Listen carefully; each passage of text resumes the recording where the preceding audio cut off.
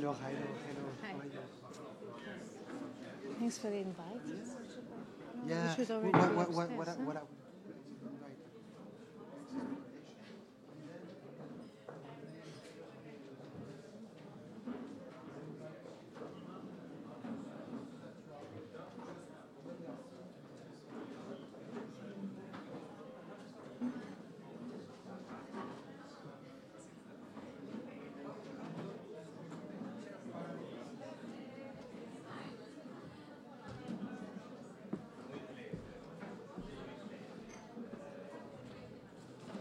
Okay, so now we will.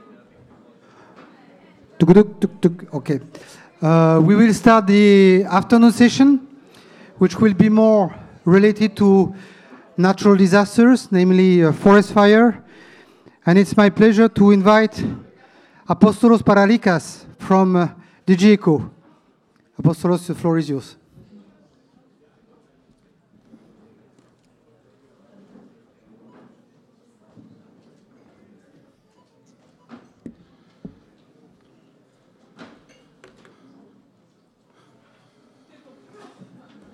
So, good afternoon, everybody. My name is Apostolos Paralikas. I work for DG ECO in the Emergency Response Coordination Unit, the operational part of ECO. ECO stands for European Civil Protection and Humanitarian Aid Operations. We represent, with my colleague Laura, that you will meet just after, the operational part of the house. And I'm here to give you an update on this year's forest fire season. So far, the preliminary statistics that we have with the magnificent help of EFIS, the European Forest Fire Information System, shows that this is one of the worst years in terms of forest fires. These are preliminary statistics because actually the overall numbers of last year was agreed upon and published just last week. So we will have to wait one more year for the final numbers. And also we have to underline some limitations of the EFIS system because it's based on satellite remote sensing data.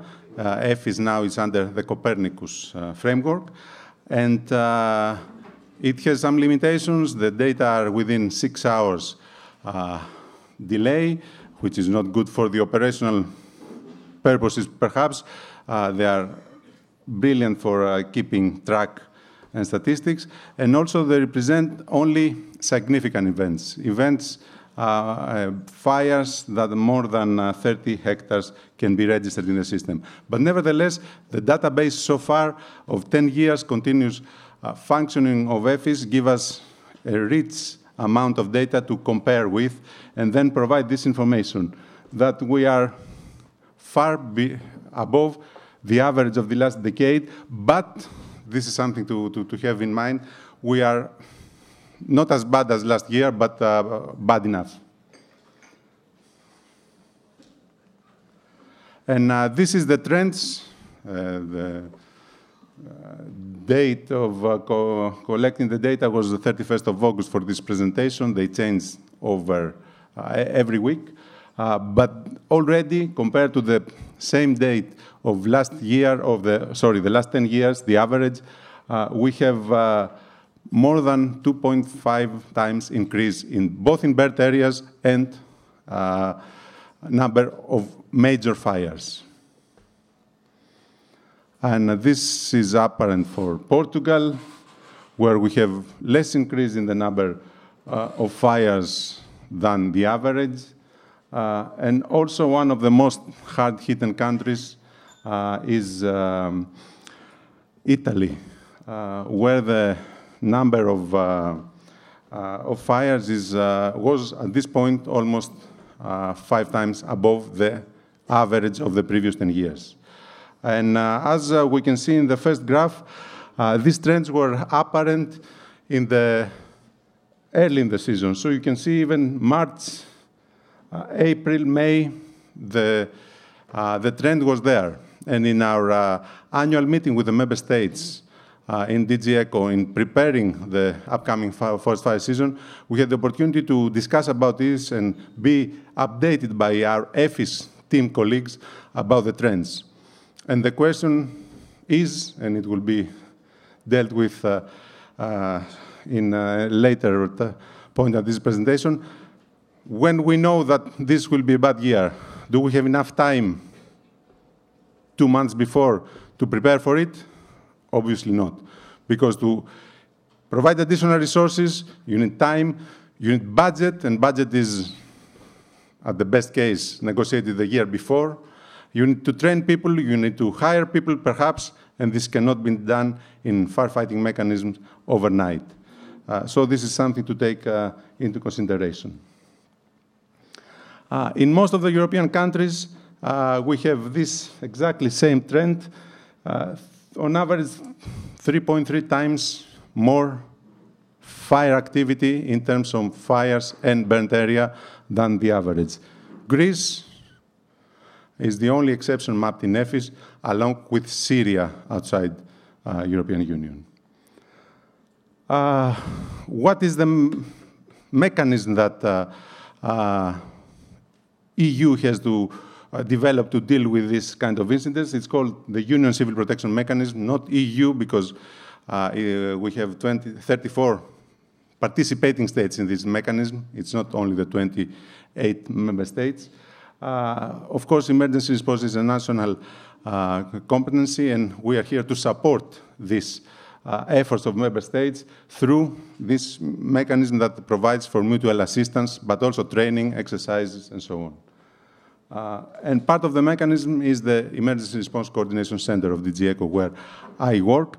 And part of the whole activity of ERCC is the annual program on forest fires, which includes the preparatory meeting, a weekly video conference of with the fire-prone member states, exchange of experts, visit 2 experts from member states every week, support the ERCC in its firefighting monitoring and activities, and of course an extensive this year lessons learned program on that is already under preparation. And the statistics so far tell us that the activations of our mechanism, it was 19 until last night. Germany activated the Union Civil Protection Mechanism last night for evacuation of European citizens from Florida, and Portugal probably will activate today for San Martin, so it's not added there. But out of 19 times, 15 were for forest fires, which is exceptional. And you can see that it's not only member states, also participating on neighboring states involved in these activations. And of course, we have to add the big activation for Chile in the beginning of this year. And back to statistics, usually it's 25% on average of our activity, annual activity related to forest fires. This year was already 50%. This is a map of where these activations took place. And coming back to the question of adapting or promoting or improving the response capacities, it should take time.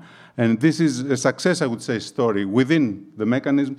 When in 2013, the Civil Protection legislation was changed, improved.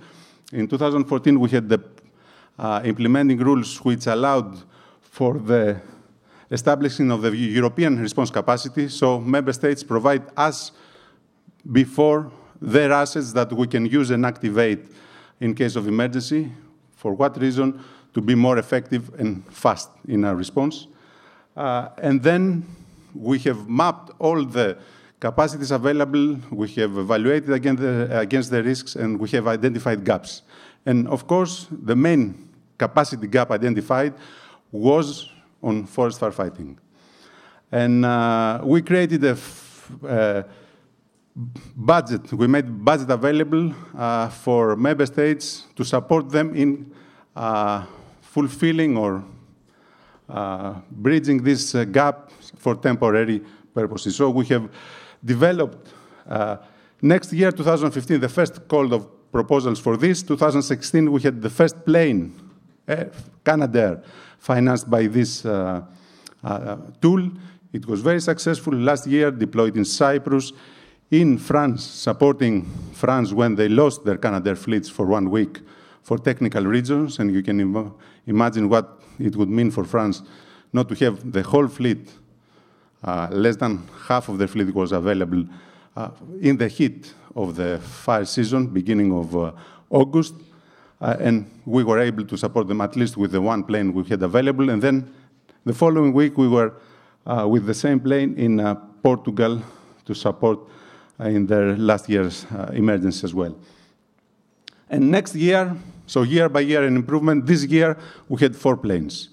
2 Canadairs in Italy and 2 smaller airplanes trying to implement also a regional approach in Iberia Peninsula in Castilla-La Mancha region of Spain.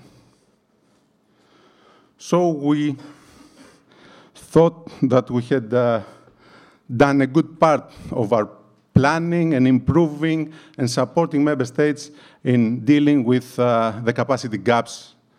But unfortunately, I want also to mention that we are also the entry point of this Copernicus mapping activations for emergency response.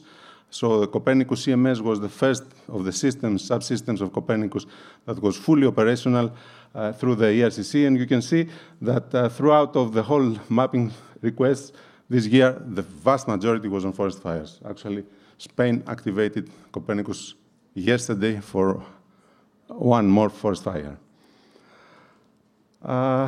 This season provided us with many areas of lessons to be learned and improvements to be made. The question is how? And I think this forum is a good opportunity for us, for our experience to plug in with your knowledge and possibilities and interest, because in most member states, fire safety is under the safety umbrella, and fire agencies, fire prevention response agencies are considered as part of the safety work of each country. So it would be a good source of knowledge and promoting even answers to our questions, this cooperation and your input for the future, perhaps. So one of the most fatal incidents in the European history, I think it is the third, was this one of 17, 18 of June. Overnight, 64 people died in Portugal, and later on, an additional one, a pilot of a helicopter. And we are able, over the same day, to provide the maximum of the available assistance. So through the European Civil Protection Mechanism, 7 planes and a team of liaison officers were there to work and support Portuguese authorities, along with ground forces, thanks to the gratitude of Spain, but also France and Italy. And this is also something, the effectiveness and the promptness of the response is something that was planned in the sense that it's part of the European response capacity. So this that was in the legislation 4 years ago allowed us this year to be there overnight. And then, unfortunately, Portugal had to activate once more the mechanism later, and it was support from Spain with Canadairs and ground forces. Problems we had with Italy in a very bad forest fire year, as it was already indicated. I don't want to go into details, but I want to show that the major pillars of our mutual support system, which was Italy, as I mentioned before, and France, had extensive problems this year. That means that our resources to support each other were very limited, because there were, Italy activated the mechanism 3 times, and the most successful support, the most possible support was through France. But also France had to ask for assistance. Again this year, as they did last year, for a different reason. And then with a different pattern, usually when we deploy teams in other countries, it's for some extended period. For airplanes, the most, let's say, used period could be 4 or 8 days, because this relates with the maintenance requirements that these tools have. And then they have to go back for maintenance. But in this case, that there were no resources to help France, we had to work in a different way. So overnight, it was decided by Italy if they would be available to send their plane next day to France. And despite their own problems, they did it for 3 times. So for 3 consecutive days, France had to come back to us and ask for additional support. And this was a new pattern.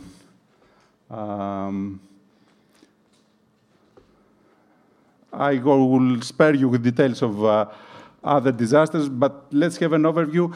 What is here to be shown is that early in the season, the same happened exactly at the same time, mid of June last year in Cyprus.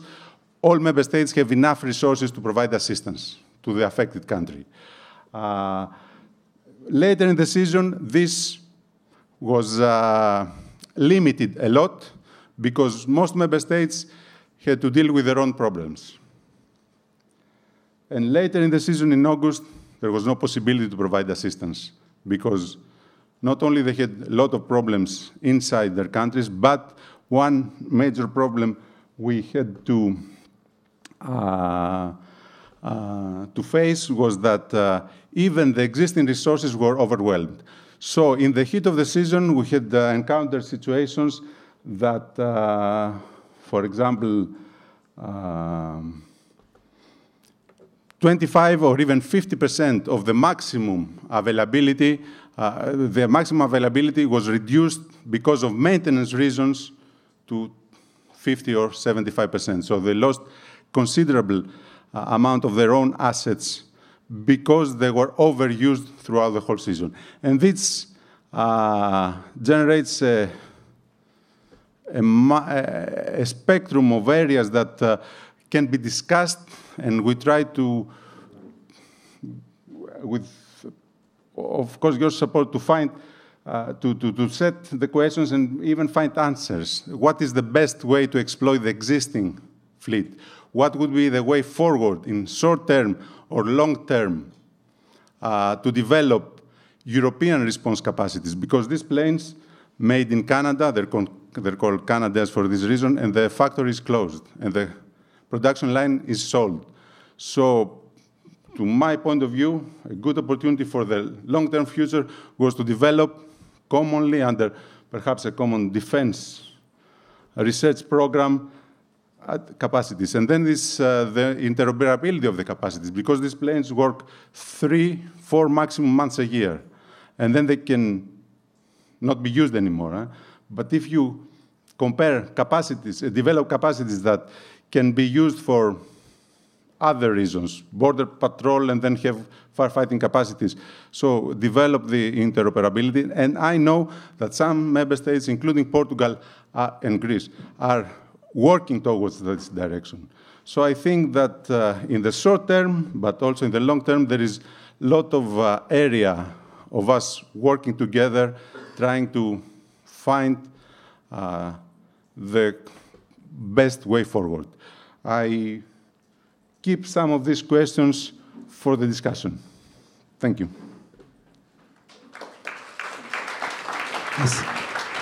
Thank you. Thank you very much, Apostolos. Well, the best is that indeed you can sit here because you are one of the panelists, and the questions might be posed to you during the roundtable or just after. So I will actually move with the roundtable, which name is Linking Research and Practitioners for a Better Forest Fire Management. And while the panel will involve policy, you are part of it, management, research, and first responders. And I'm very happy to welcome Laura Schmidt, who will act as a moderator and will introduce the roundtable topic. Please, Laura. So Apostolos, you are already here, both from DG ECHO Nicolas Fèvre from DG Research, who is actually representing the research programming part from the environment program, and we'll speak about research development in forest fire area. Elisabeth, well, no, it's Isabelle actually, I made a mistake. Linde Fresh from Fraunhofer will share information about a newly started network which is called FireIn, which is gathering firefighters, practitioners. Gianni Fresu, who is from the Sassari Fire Department, and while we'll speak about interactions with scientific community. And finally, Dennis Davis from the International Firefighter Association. While he's well known to the community of users already, he will actually, as usual, be very provocative about the need to better coordinate our efforts. Dennis, I count on you. Yeah. So, well, Laura, the floor is yours. And do you have sufficient chairs? Okay. Yes, sorry, if we can have a couple of fresh glasses for our speakers for their thirsty work.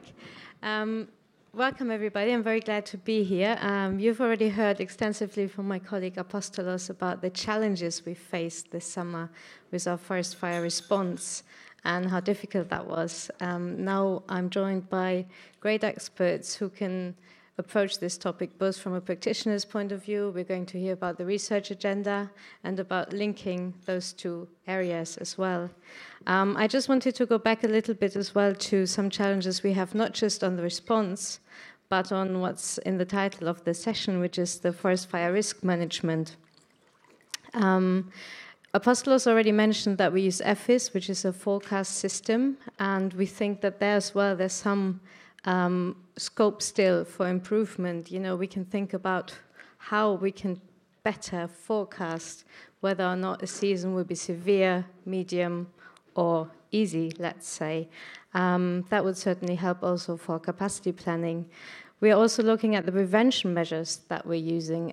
We've worked with member states for very many years on improving their risk assessment, so they know their risks, they know where forest fires will be. For example, Portugal, which is, of course, the most serious example this summer. We know that they had identified the precise areas where the major fire occurred. It was a high fire risk area, so they knew all this, and yet they were overwhelmed. So there's still a gap somehow in linking the risk assessment to better planning, scenario planning, and preparation for the season. And we're also looking at improving the mapping. This is maybe not so much an area of concern for inside the EU, but we've certainly seen with some of the emergencies, and it's maybe something Apostolos can come back to, or some of you may be able to help us with that. You might be working on satellite applications. So we'd be very interested in hearing about how we can improve that also outside the EU, because as you may have seen on some of the maps, some of the activations were from the neighborhood countries, both in the south and in the east, the Balkans in particular. And there, sometimes the information we have is very, very limited, and it's more an estimate than an actual measurement of the size of the fire, for example. So vast area of challenges we're facing, but we're not starting from nowhere. So I'm now going to turn to our panelists to help explain what we're already doing and what's planned for the future. And the first speaker will be Nicolas from DG RTD, from our research department, who will explain the research agenda in this area. And with a background in fire ecology, he's very well placed to do that. Okay. Thank you, Laura, for this kind introduction. So my name is Nicolas Fèvre. So I come actually from the fire science community. So that's why this subject is talks particularly to me. So in light of the fire season and the extreme events that we had, as Apostolos stressed today, well, DG Research also received some concern both by the practitioner but also the scientific community about how actually research and innovation outcomes were actually used and mainstream and were influencing policy. So we took that into account, and with an endorsement actually from our cabinet, so we launched a series of activities over the summers in order to tackle those issues, in order to improve forest fire risk management in Europe. So I'd like actually to start maybe with mentioning so those two activities. So the first one is a review of forest fire research projects, not only the one managed by DG Research, such as in Horizon 2020 and previous framework program, but also a project from the civil protection mechanism and also from live projects. The aim of this review is really so to assess what was the added value of research so over the past decades. How was it helpful in and uptaken by different national forest fire risk policies or related policies? And the review will also identify and maybe highlight so what were the different methodologies, tools, and instruments that actually were useful. How were they transferred to practitioners and also to policymakers, and how were they uptaken? So finally, so this review will also serve so directly to us also to frame the different future direction for research in the next framework program. So this review so actually started only last week. So we have reviewers of experts from major research projects that were conducted in the previous years, and we are hoping like to get those results so by the end of the year, and combined with this review, we are also foreseeing a workshop on forest fire risk management to actually capitalize on what this review of RNI outcomes will produce. And this workshop is meant to be a cross commission workshop, so involving not only DG RTD but also all the other commission services such as GRC, DG Eco, Home, and many others. And also this workshop is meant to be multi-stakeholder, meaning that this won't be another scientific conference talking about what research has delivered, but mostly how to build a common vision about forest fire risk management in Europe. So the discussion has already started, and the experts that we met actually last week as well, so identify so three main different topics that I think I should maybe mention here. So first is how to improve the fuel management approach, so meaning how to have maybe a landscape level perspective of how to manage the different fuels in the landscape. The second one identified by the expert was how to upgrade the fire suppression strategy. Apostolos mentioned so the different interoperability of different suppression instruments. So how to combine that with forces underground. So this is a topic that actually will be addressed in this workshop. And finally, so how to enhance both the preparedness and also response through a better governance on disaster risk reduction. So we foresee this workshop to be organized earlier next year in January. It will be maybe a small committee workshop, so to also steer the discussion on how maybe to look at the different framework directive that could maybe be launched after that. So, well, thanks. Maybe I will let my other colleagues continue. Okay, thank you very much, Nicolas. That was very interesting, and I'm sure there are many people here who can maybe help you with your review, or who can tell us something about their projects that they've been working on that could contribute. And we're now going in that direction, so I'm going to hand over to Isabelle Lindefrech, who's the Deputy Head of the Business Unit at the Fraunhofer Institute for Technological Trend Analysis, and she's going to explain the Fire in Research Network. Yes. As you've heard, I'm going to represent this quite interesting coordination and support action, which is addressing the current GM21 calls General Matters Topic 21 in Horizon 2020 on pan-European networks for practitioners in the field of security. And this one is related to fire and rescue. So trying to improve capability development processes in this field. The reason for those projects, and especially for foreign, I mean, it's pretty obvious. It's not new to you that public money is limited, let's say. So it is in interest of all of public organizations and as society as well to spend public money as efficient as possible. So I think we all agree that capability development processes should be indeed capability driven, thus demand driven, thus involving or guided by practitioners. That's the one idea, but if we are taking into account the European level as well, and then the special field of disaster management on the European level in the different member states, and then also again the different stakeholders resulting from that. We heard this point today as well quite several times, that there is a lot of fragmentation in this field, no matter what capability processes or development processes we are talking about. So FIREIN thus tries to develop a sustainable process to get not only the practitioners actively engaged with the research and industry world, but also to overcome this fragmentation between the different initiatives and networks, and also to share knowledge on existing solutions and so on. So what we're going to do, I can't already present you some results because we just started in May, but the idea is that we have 3 lines or main lines of action, let's say, or consecutive steps. The first one is to do an identification and a harmonization of operational capability gaps among different fields or thematic areas in the fire and rescue world.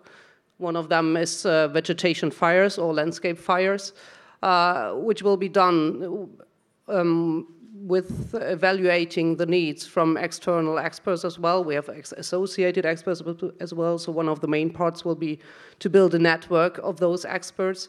But as I said, the interest is to develop out of this a sustainable process, that this will be done on and on again, not only in the lifetime of the project, but afterwards as well. So the next step then is scouting for ideas, because very often for some of the improvement needs or capability gaps, already solutions are available in terms of standards, in terms of existing best practices in other countries, but they are simply not known to all practitioners or in all member states. So sharing of this as well. So, and the missing gaps should be fed then in the last step in a security, in a fire and rescue research and standardization agenda. So also triggering standards. If you, for instance, look at the presentation that Apostolos just gave,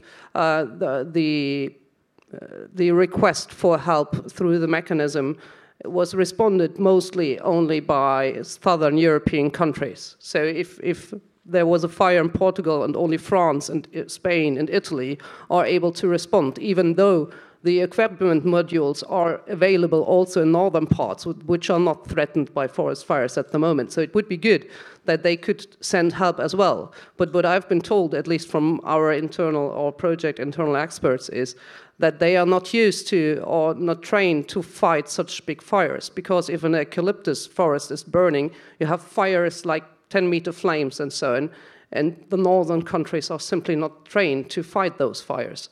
So there's a lot of improvement, standardization needs for trainings, and so on.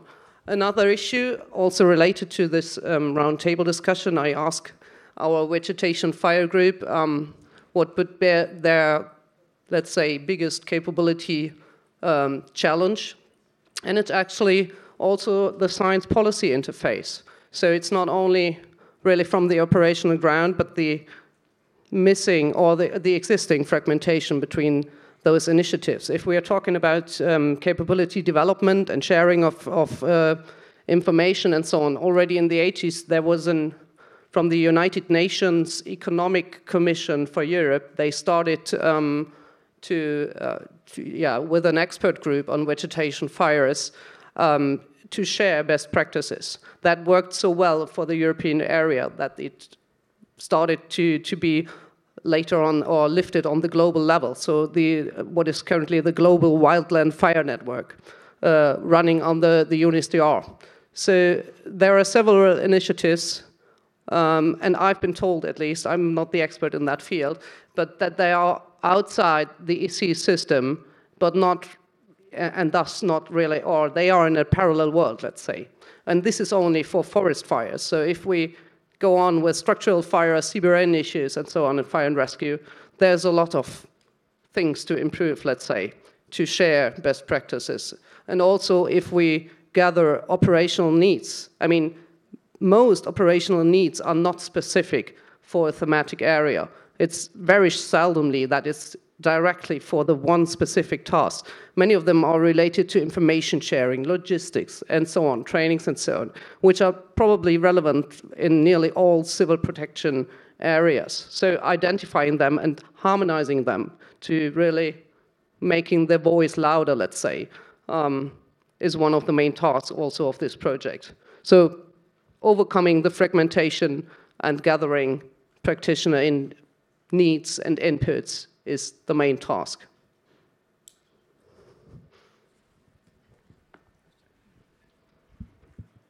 Thank you very much. That was extremely interesting, and I'm sure we all want to participate now. Yes. But for the time being, we'll just go to our next panelist, Giovanni Fresu from the Sassari Fire Department. So we're now going to speak to our first practitioner of this session. And you can maybe say also what advantages or what the benefits for you would be from such a cooperation, as I think we'll be hearing from you about your views on interactions with the scientific community in general. Giovanni? Thank you for your kind presentation, Laura. As Apostolo said before, the 2017, there are an increase of number of fire and victims affected by this. Because of climate changes and gradual abandonment of land.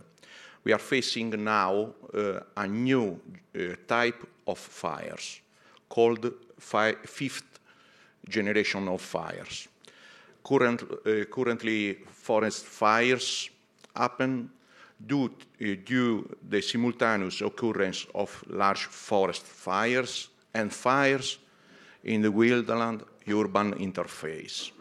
So is it necessary to adapt our competence and abilities of the fire service and all of the practitioners to the fire moment? Firefighting service may not have the capacity to extinguish those fires and attend all the simultaneous needs, as you said before.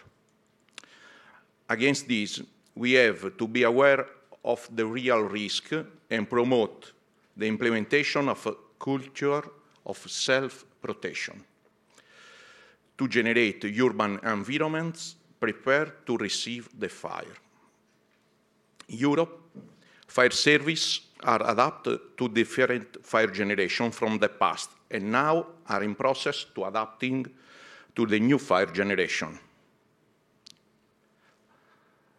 Lesson learned is very important. It's a process to look for innovation and expand through the networks of professionals.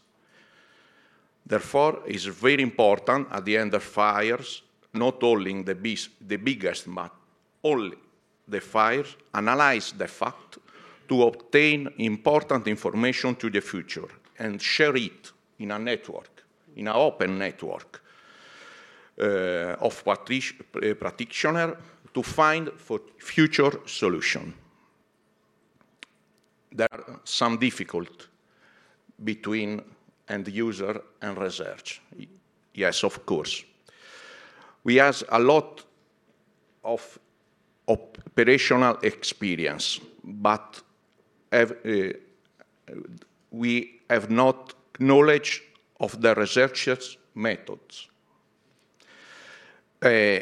We would immediate response of our needs. The researchers need guidance for us.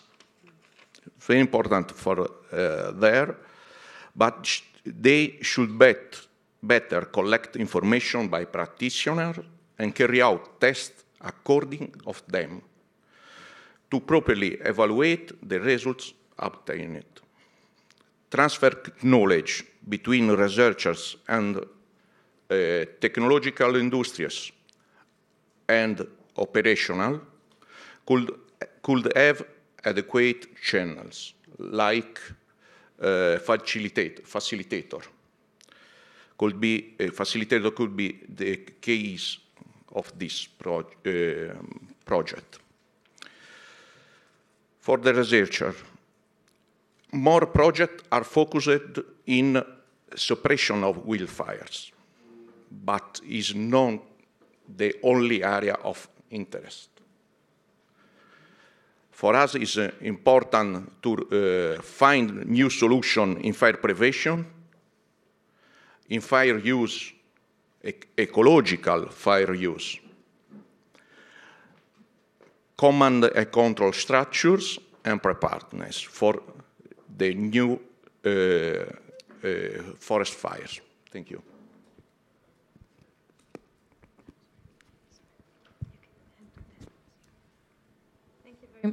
Thank you very much.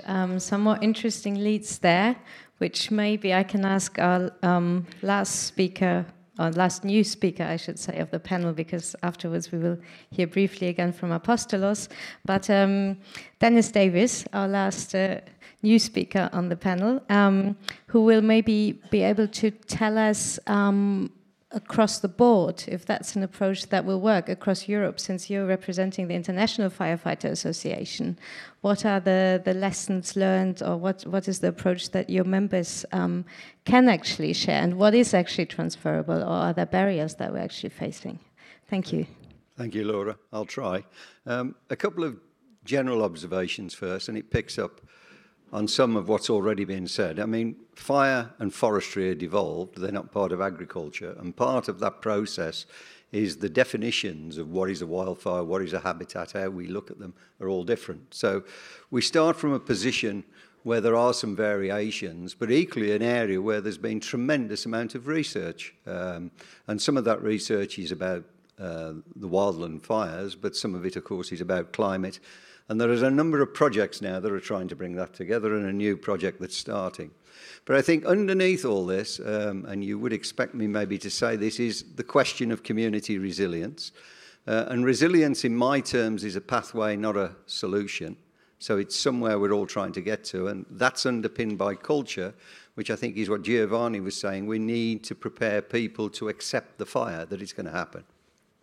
And another big area, of course, is the change in rural land use and the social and economic consequences of that. There's depopulation in large rural areas, and that's causing problems. And equally, with this growth of fires in the Mediterranean area, those of us in the north of Europe realise that climate change is going to drive this northern, and therefore we need to adapt from the lessons learned in Italy, in Spain, Portugal, and so on, so that we're prepared for this. One of the reasons we couldn't deploy to assist, as someone has already said, is we're not trained, we haven't got those logistics. We just, therefore, are unable to assist. So I suppose the first part of my comments relates specifically to the need to get better land use, control, and management in place so that we start to reduce the difficulty of what is, in effect, the wildland-urban interface. There are so many more people living close into our woods, our forests, and our wildlands.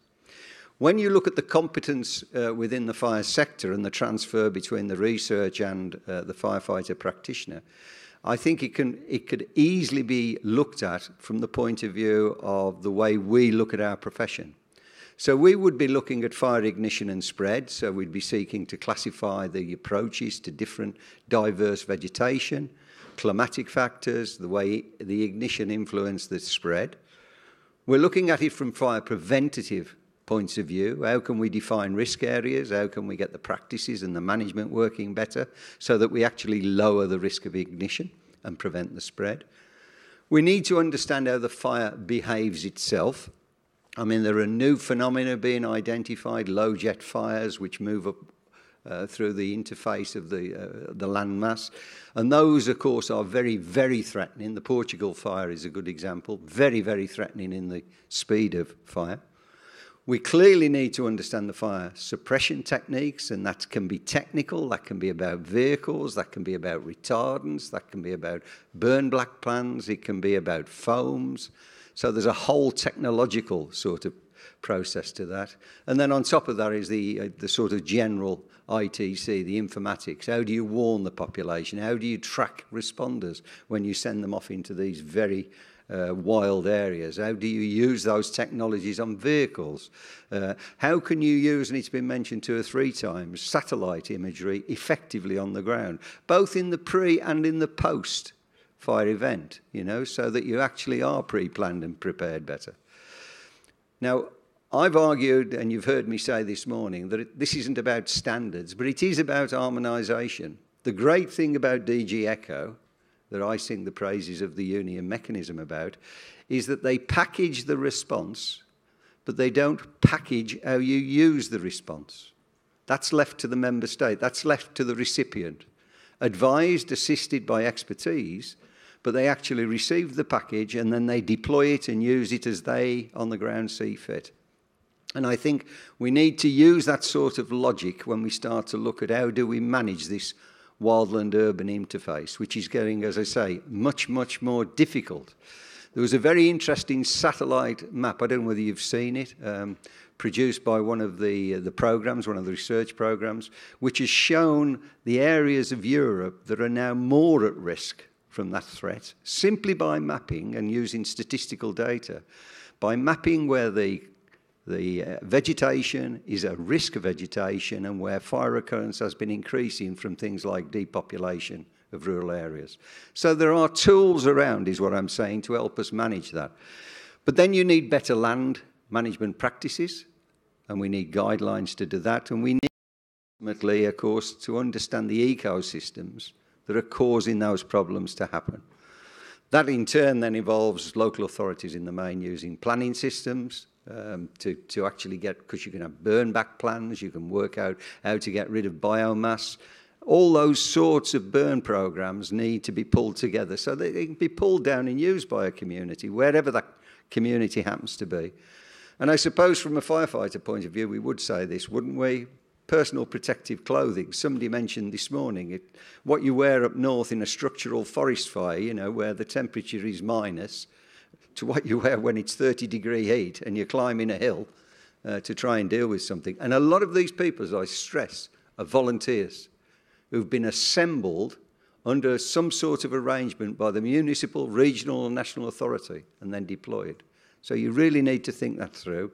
And that comes into our tactics, which professionally we can share, but I'm sure would benefit if there were better, as has been mentioned by Isabella, better training and learning programs that enable that sort of information to go around. So I think what I'm trying to say is if you look at it both from the very strategic level, the big issues, the transfer of climate north and what's going on at the moment, the fact we've been overwhelmed in the south, it clearly shows that there are, from a fire practitioner point of view, areas to be researched, but then it all needs to come back into some usable format. And I would say that isn't some straitjacket of you must do it this way. I would argue much more that that's a flexible, adaptable process. Thank you. Okay. Thank you very much, Dennis. Okay, that concludes actually the first round. I think we will leave further thoughts from the ECHO's operational side to the question and answer session.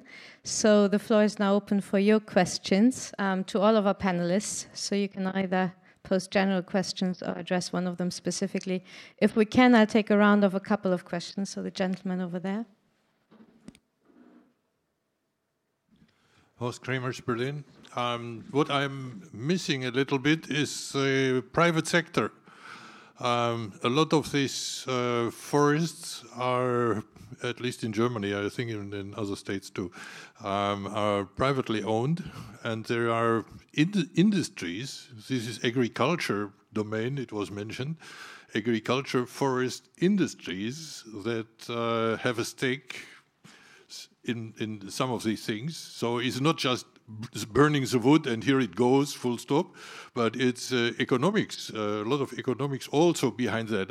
I'm not the one saying, well, if it's economic, then we have to do something about it. But in the completeness of the actors, this private sector is missing, and also the non-government organizations representing society, the normal people. Where are the associations of what kind soever that represent those citizens that have experienced that fires and whatsoever? So they are not involved, or are they just missing today?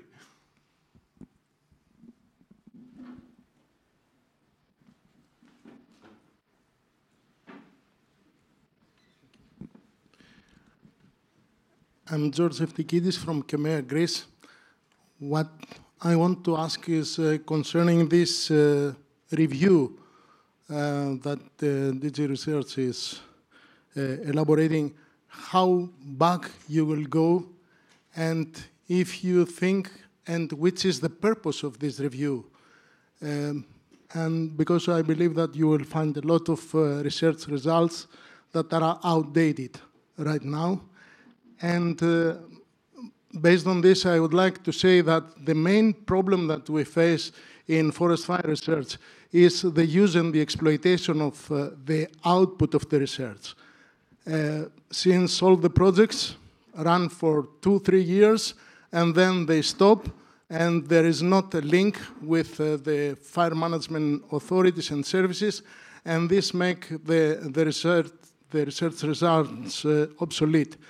And at this point, I would like to ask, what is the purpose of having different research calls in DG Research, in DG Home, in DG Eco, and why, I mean, with the same context, and not, for instance, DG Eco could not support the implementation and the operational validation of projects that have been completed and have some interesting results, even if they have been funded by DG Research.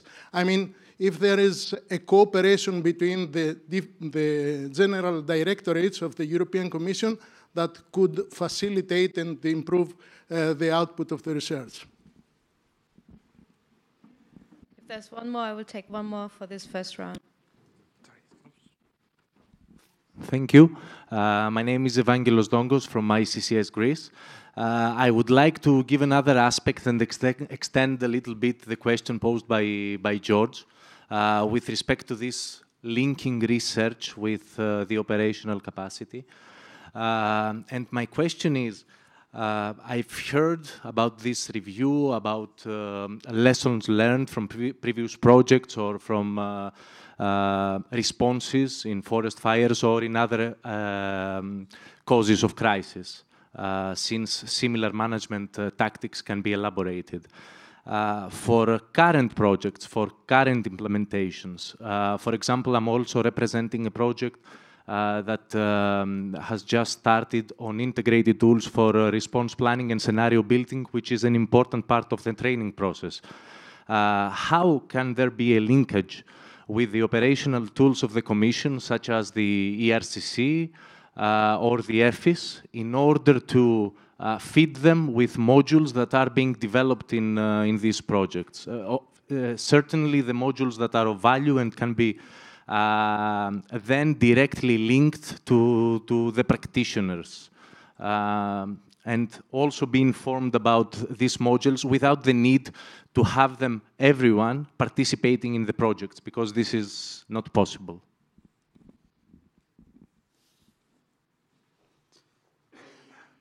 Laura, if you don't mind, I will have also a contribution from DG Home. Please. Regarding the question of the Kemea gentleman. But I will come that when you will come to this point. I will. Okay. Yes, I think they were actually well grouped because a lot of them were to do with linking research and operations of practitioners, but also not forgetting, and indeed that was a good point, the private sector, NGOs, citizens, and what the contribution or the role they have to play, the contribution they can make, and more specifically also how we can actually feed the inputs into existing operations, including at European level. So if maybe one of my colleagues wants to start.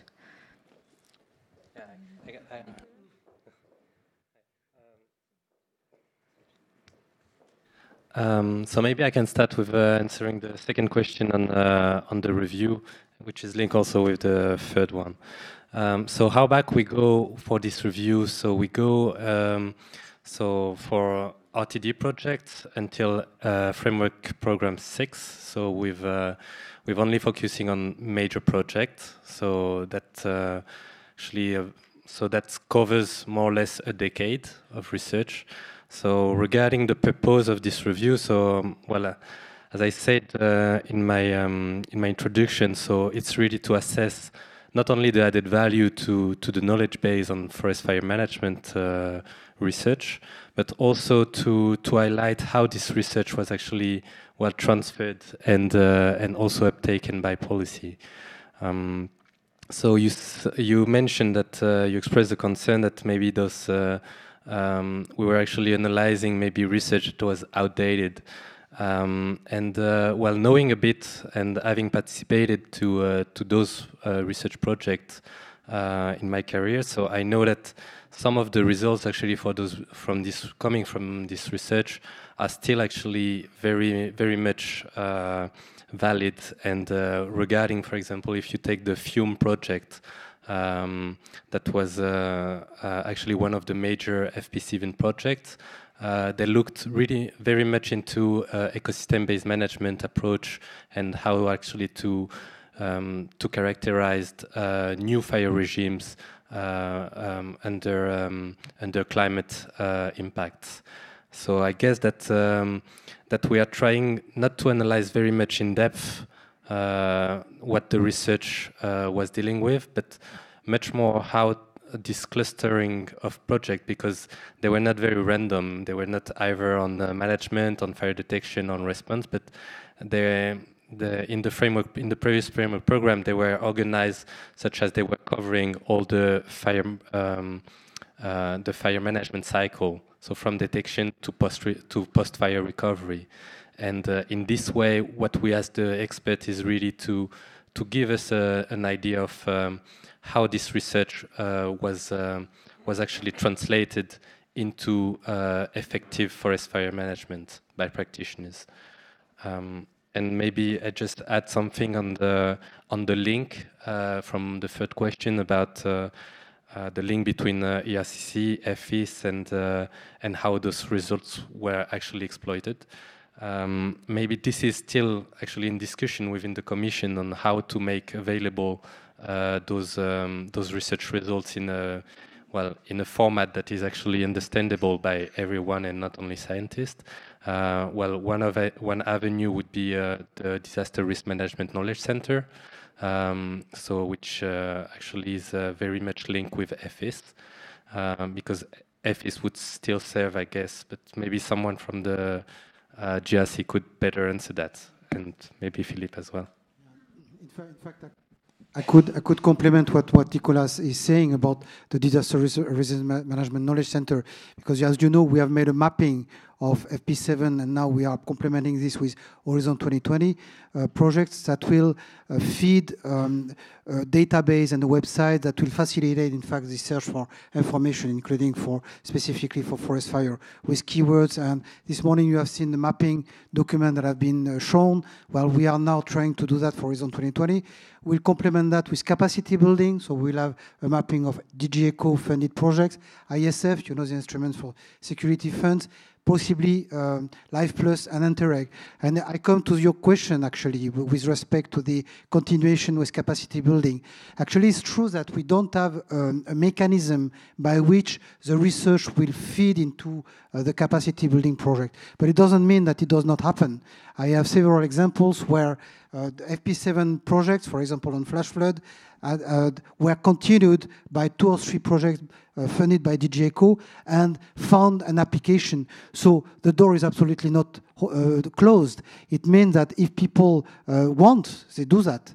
But the issue is that it is not coordinated by the DGs. This is true. We don't have a mechanism which is opening for research directly to capacity building.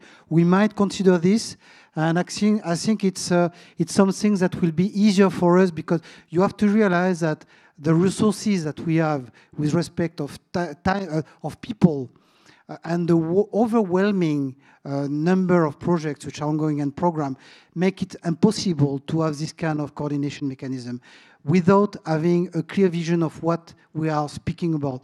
And next year, we will have a full picture by theme, including forest fire, on what are we doing in the Horizon 2020, DG ECO, ISF, Life Plus, Interreg, and possibly education. As soon as we have this puzzle on the table, then we will find the link, and we can discuss among different DGs, saying, okay, how can we organize that better? But we did not do that simply for a reason of time, resources, and people. Thank you. Thank you. We have some more brief reactions from Apostolos to also add to the question about linking research and operations, and then some more contributions from the right-hand side of the table. I would fully agree that there is a need to maximize all these inputs and to come to even more conclusions, because the demand is also very, very big for results.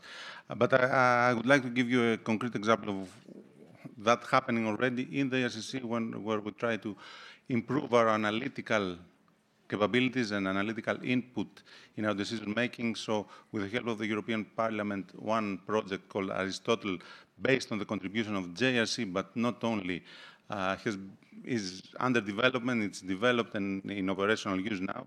And part of the components of Aristotle is the European Flood Awareness System, which actually started as, it was mentioned, one of these research projects, then application through ECO project, and then concrete use in the decision-making. So this is a possibility. It's not the only case, I suppose, but it's a good example. Then to go back to the NGOs, I would consider that volunteers and volunteer organizations is part of the community of the civil society, and they for sure support a lot civil protection, firefighting in many different forms, depending also on the different countries. Also, I would say in decision-making, policy level, and on the forest associations. This is also up to member states to organize it in response. But I would also refer to the example of Chile, when beside the National Civil Protection Authority that we were working with in the field, there was the Fire Owners, the Forest Owners Association, that had also a very big role in firefighting, including means, personnel, decisions, and so on. So it depends also in the national structure, and we try to create a system, a civil protection system that is compatible with the reality on the ground and support this frame. Thank you. I really want to come back to your question that we didn't mention private and NGO and so on. I touched on the fact that it's devolved. And the point has just been made, I think, better than I can make it, that because it's a national activity, a lot of the interactions occur at that level. So, for example, I'm from the United Kingdom. We have a Forestry Commission, which is an agency which pulls a lot of this together. The owners of the forests, the people who use the forest economics are all built into that process. And that's where a lot of this decision-making, that's where the strategies, it's a lot of where the investment, the assets, the training, all comes from. So I think when you sort of point, and you're quite right to point it, that we haven't mentioned the private sector. No, I didn't explicitly, because that's where it rests. It actually resides at the national level. And when you elevate it, all you can do usually is go to the bigger organisations that are the umbrella for a whole series of these sorts of organisations and try and draw that together. Equally, when you mention the citizen, I mean, it's a particular point that I touched on was I mentioned community resilience, because, and so did Giovanni, because that to us is where this is at the moment. It is about the citizen. It is about culture. It's about how prepared or not prepared they are when a fire occurs, particularly given the creep, if I can call it that, caused by climate and change that's moving through from the south of Europe to the north of Europe. We're all going to be facing these sorts of issues within 20 years. And if you're going to try and get that capacity going, you've got to engage at the national level and at the EU level and at the international level so that we can actually do this. I mean, you talk about Canada Air. I mean, one of its strengths originally in the Americas was that the aircraft could move as the season moved around the Americas. Well, it's now that Europe's become such a big player in the process, it gets even more difficult, and since the production line stopped, you've got a real problem.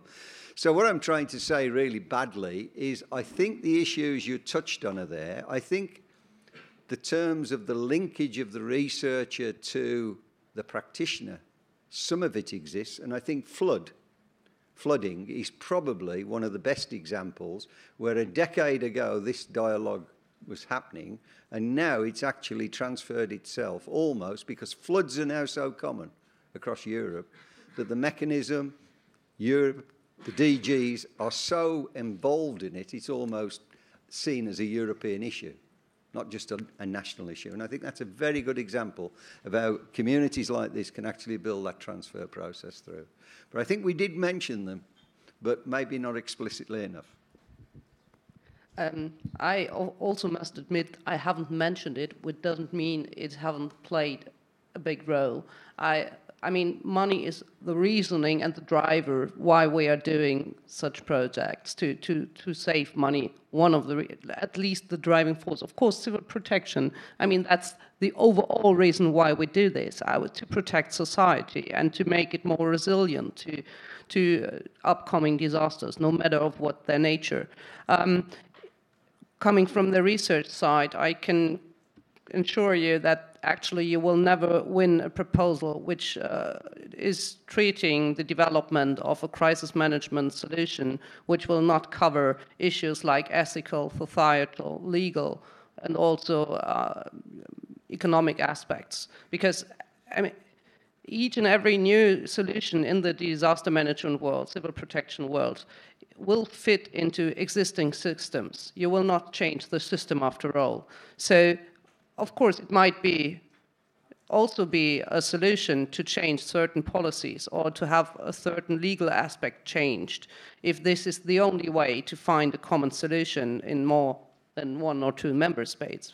So that's a really big issue, to have those framework conditions, to understand them, because the crisis management systems are so different in the different member states, even between directly neighboring countries like France and Germany.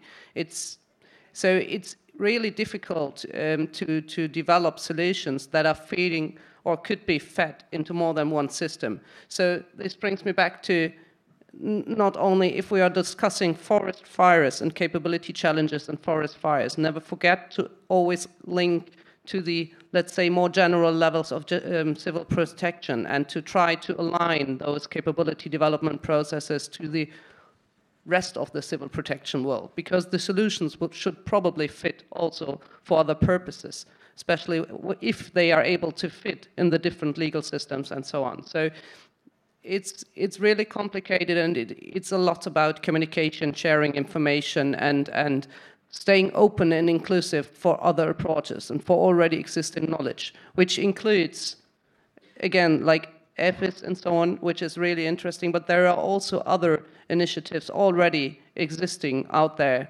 where you could learn from. So, yeah.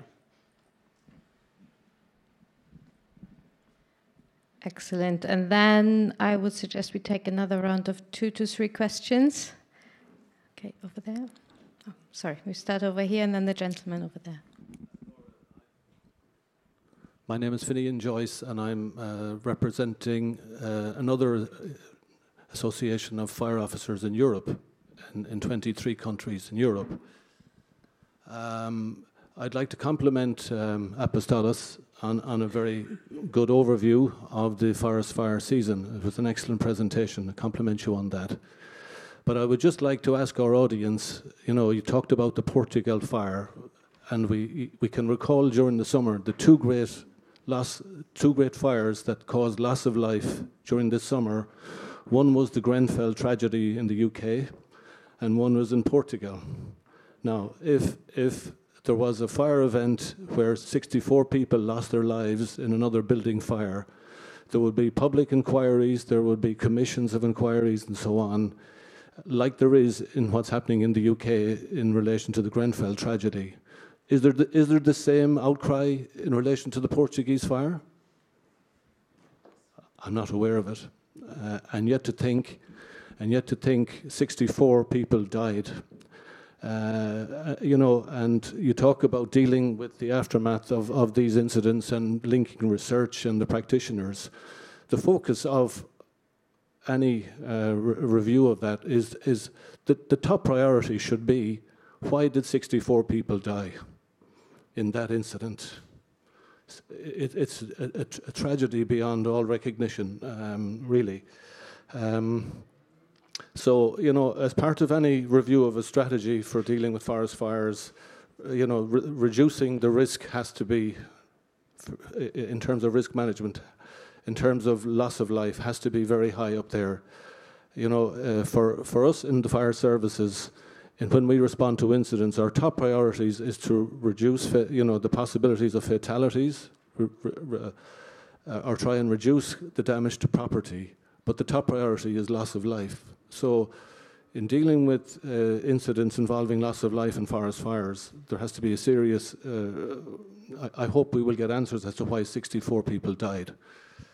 I agree with Dennis in terms of, you know, he talked about the wild, you know, a review of the wildland-urban interface, and that's very important. Why do properties on the edges of forests and people living in them continue to be affected? And planners, you know, across Europe, in all of these countries that are affected by, why are they allowing properties to be built so close to the edge of these forests? You know, why aren't there exclusion zones that are put in place to limit the possible damage to properties? You know, forests should not be built within a couple of 100 meters of properties, I would suggest. You know, I also like the idea that Giovanni mentioned about the culture of self-protection.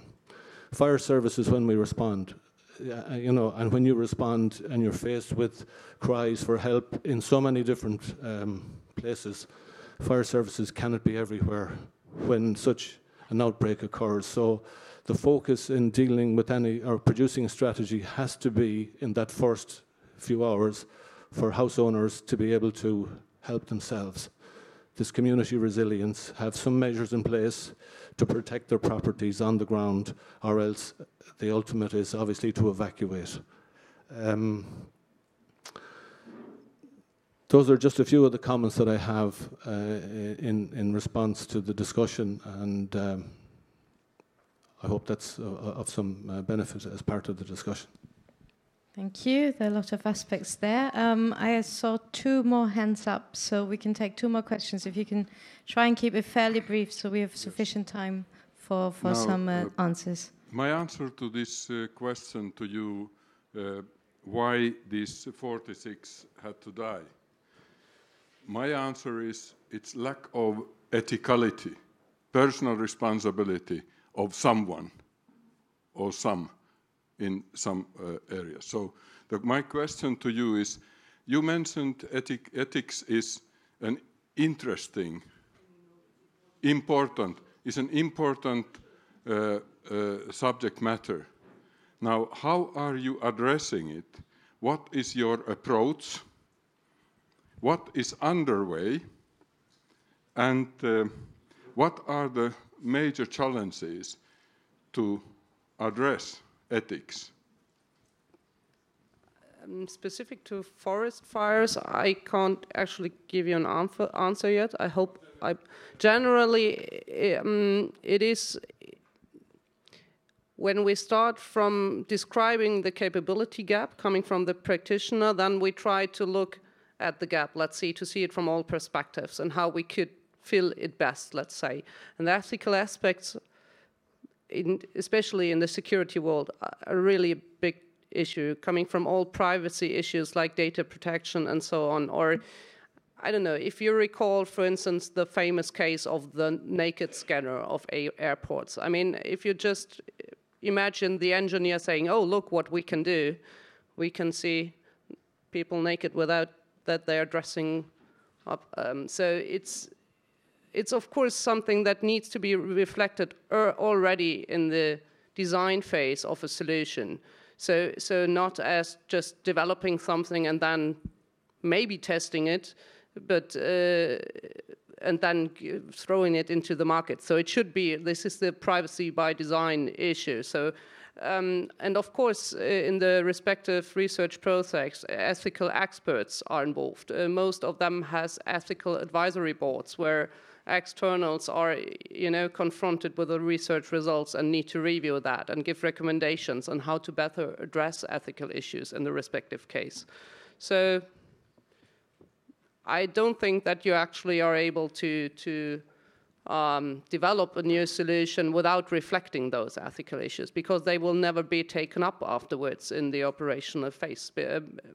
Because if society won't buy it, because they are sort of end users as well, or the main end user that's actually after our practitioners, they are the end user. So, and if they don't accept it, if society doesn't accept it, then the solution should actually never be successful.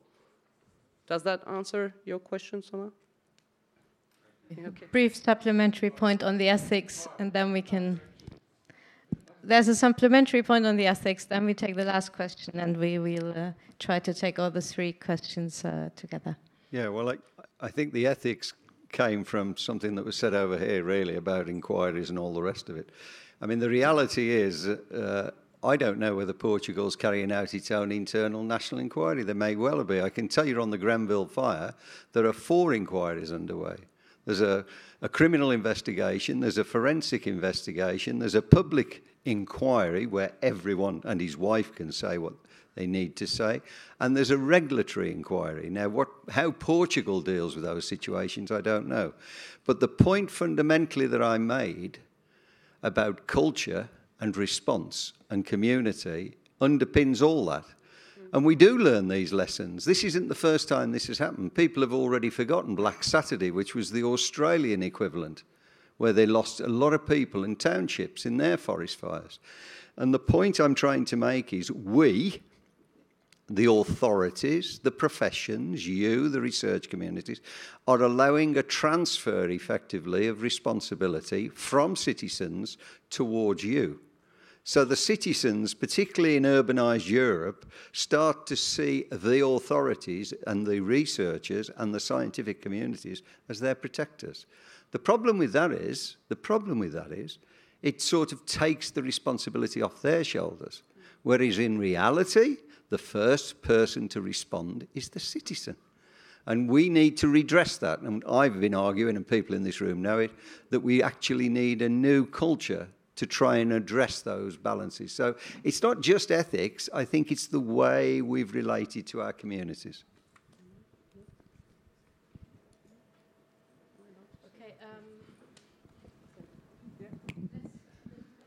Okay, just briefly. We just have one another supplementary point. I can only support that. It's exactly that. It's starting from, especially in citizens, this know your neighbor principle and so on. If you are completely relying on your civil protection agencies, you're actually not really resilient, because you are surprised if you are affected.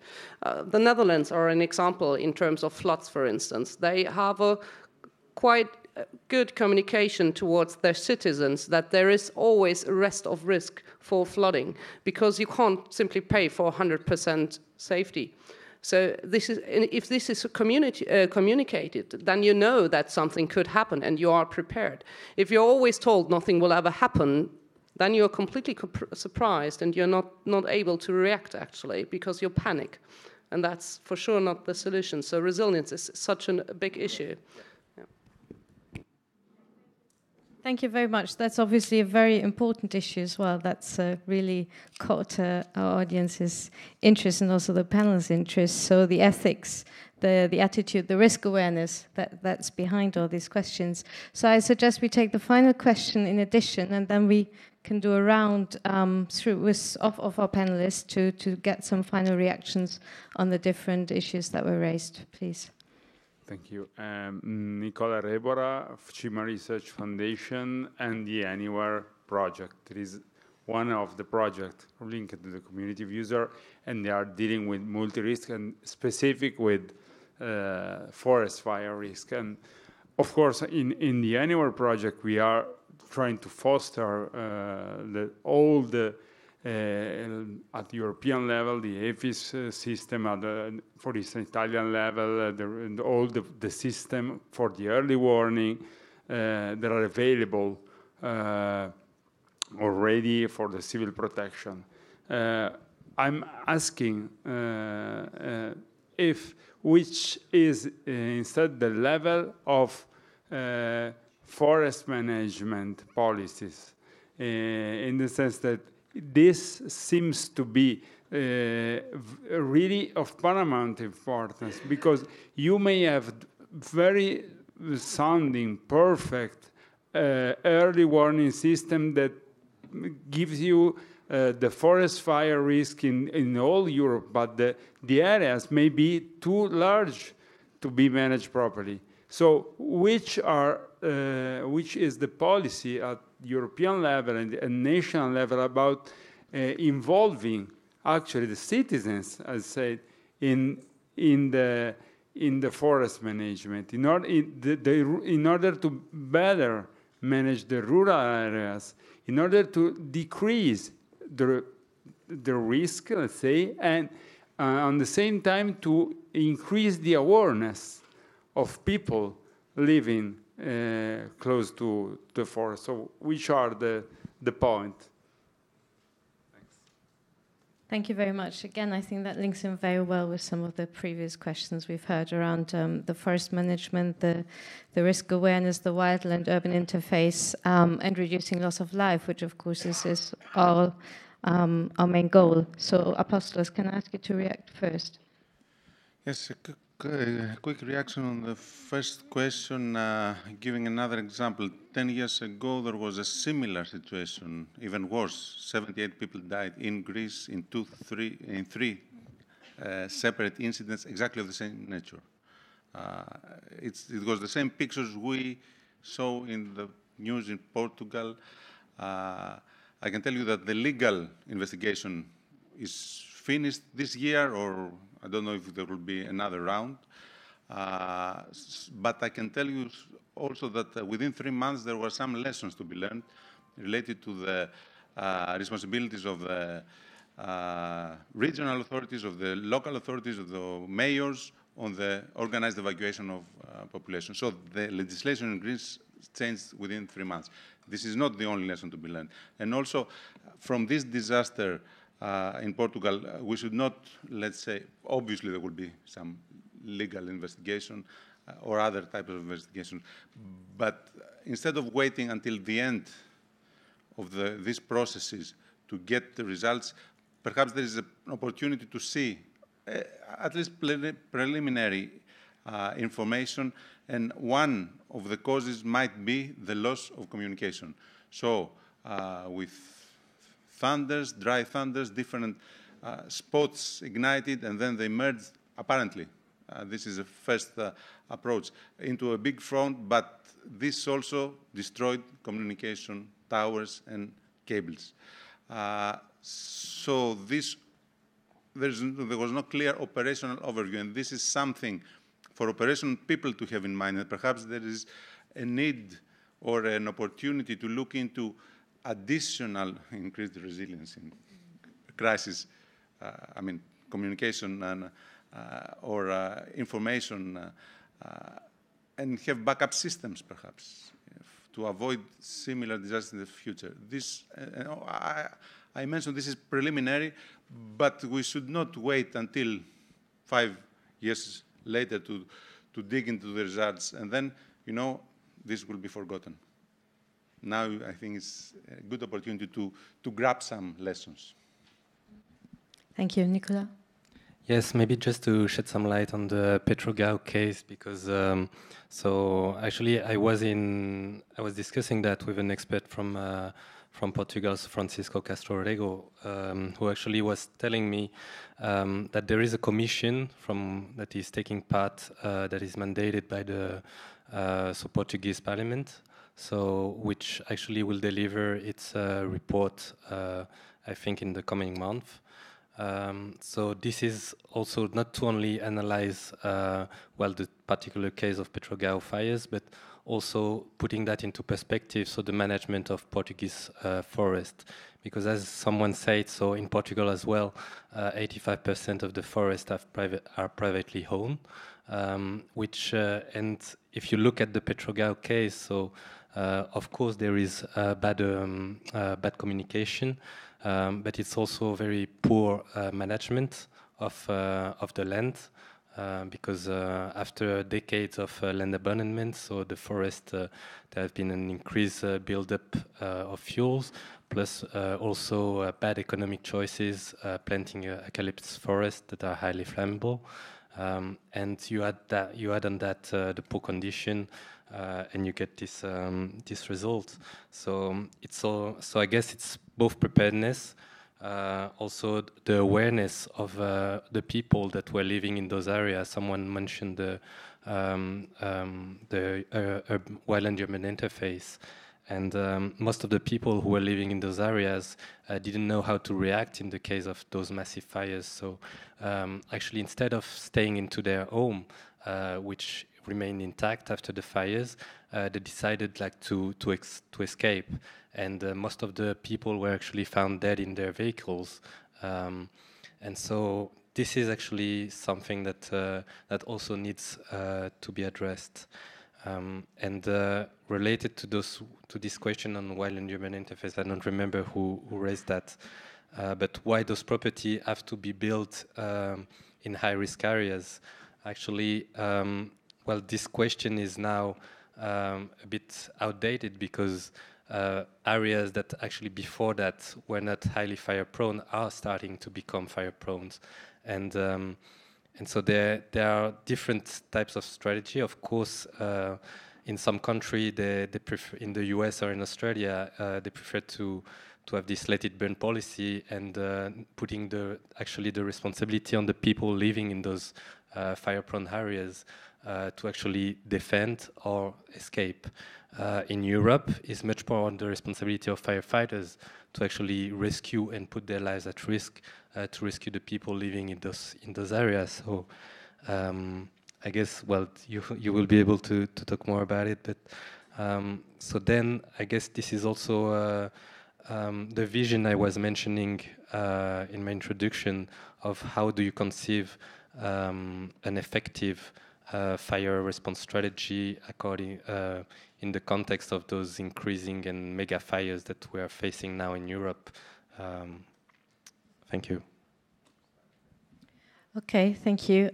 Since we're approaching the final minutes of the panel, maybe what I could ask you guys is to just think about your response in terms of 2-3 sentences, how we can wrap it up in order to, well, respond to the new challenges we have, and how to set up effective networks, get citizens more involved, get them more risk aware, and maybe in the process also tackle some of those issues to do with land use, agricultural practices, and so on that we've already heard of.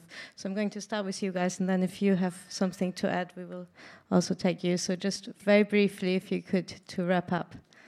Dennis.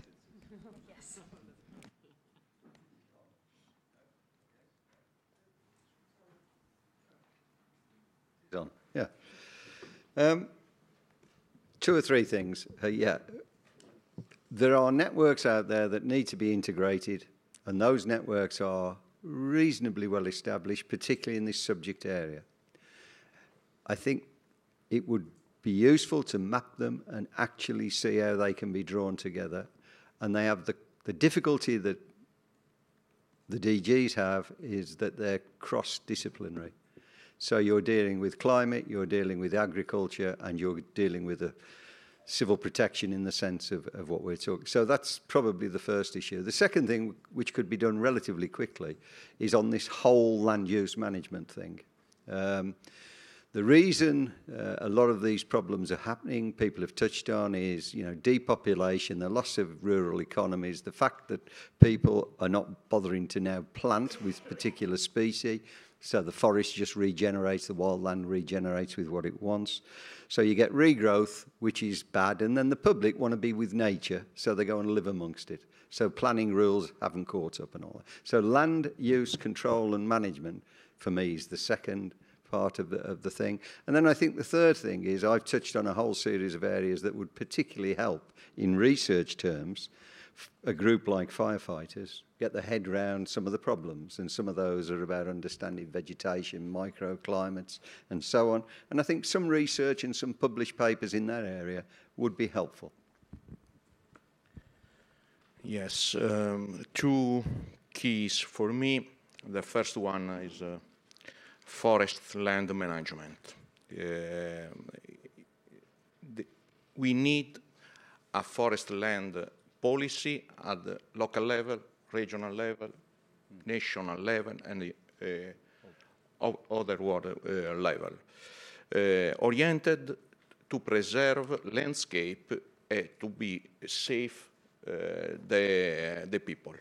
The second key word is social education. The people have to be confident on his safety.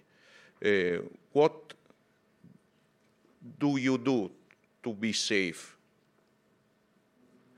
What do you do to your family be safe? Your neighbors be safe? This is important. Change of education. I have a rather general comment on the science or research practitioner interface. Giovanni, for instance, mentioned in his intervention that there are sort of problems. I think the main problem is the different understanding of how long it takes to develop a new solution. As he, for instance, said, we need new solutions now. It is, of course, possible to cross-check best practices, available solutions, but that will never fit perfectly in your system.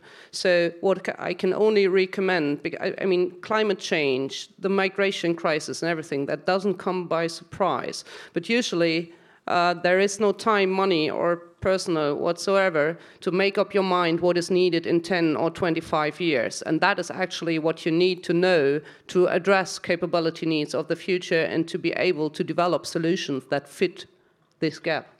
So do everything you can to come to sort of a strategic capability development also in your own organization, to get involved, because you're here, you try to be involved and you try to influence developments in the future. So don't be surprised. So that's, no matter what it is, social media, for instance, most of the civil protections organizations have been completely surprised or weren't able to handle those.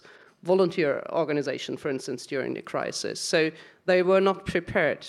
That is actually my main recommendation, to be more, or let's say that you are able to really get something out of research, because it simply takes some time to develop something fitting.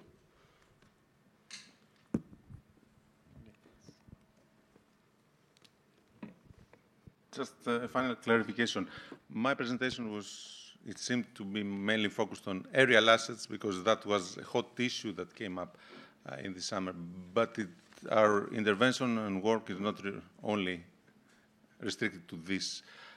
So we intend to be also involved in other actions through our lessons learned process, and we would like to have the possibility to share this outcome of this lesson learned exercise with you, and then provide food for thought, I would say, to you, to feedback with your research initiatives in facing these issues.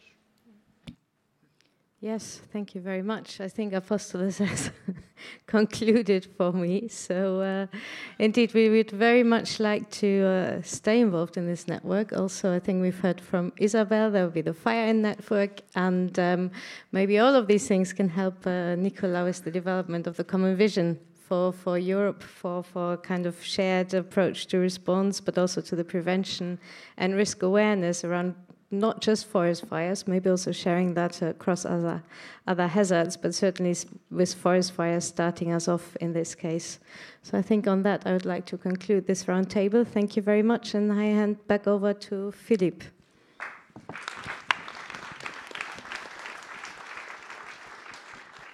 Thank you very much. Well, it was a very interesting panel. Thank you very much for your moderation. Thank you to the panelists. Well, unless there are some other burning questions, we will, there are still questions.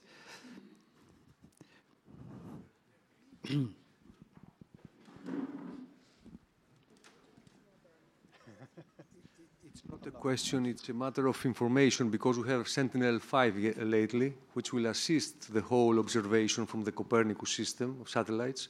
And the only missing element is the cooperation between the data in the Earth system with the forest things and the satellite system. This is what is missing, and the satellite, the Sentinel-5 will assist much more, because it is has the best equipment for microclimate and climate data. And also in Greece, when I was 15 years ago, we had a very beautiful system.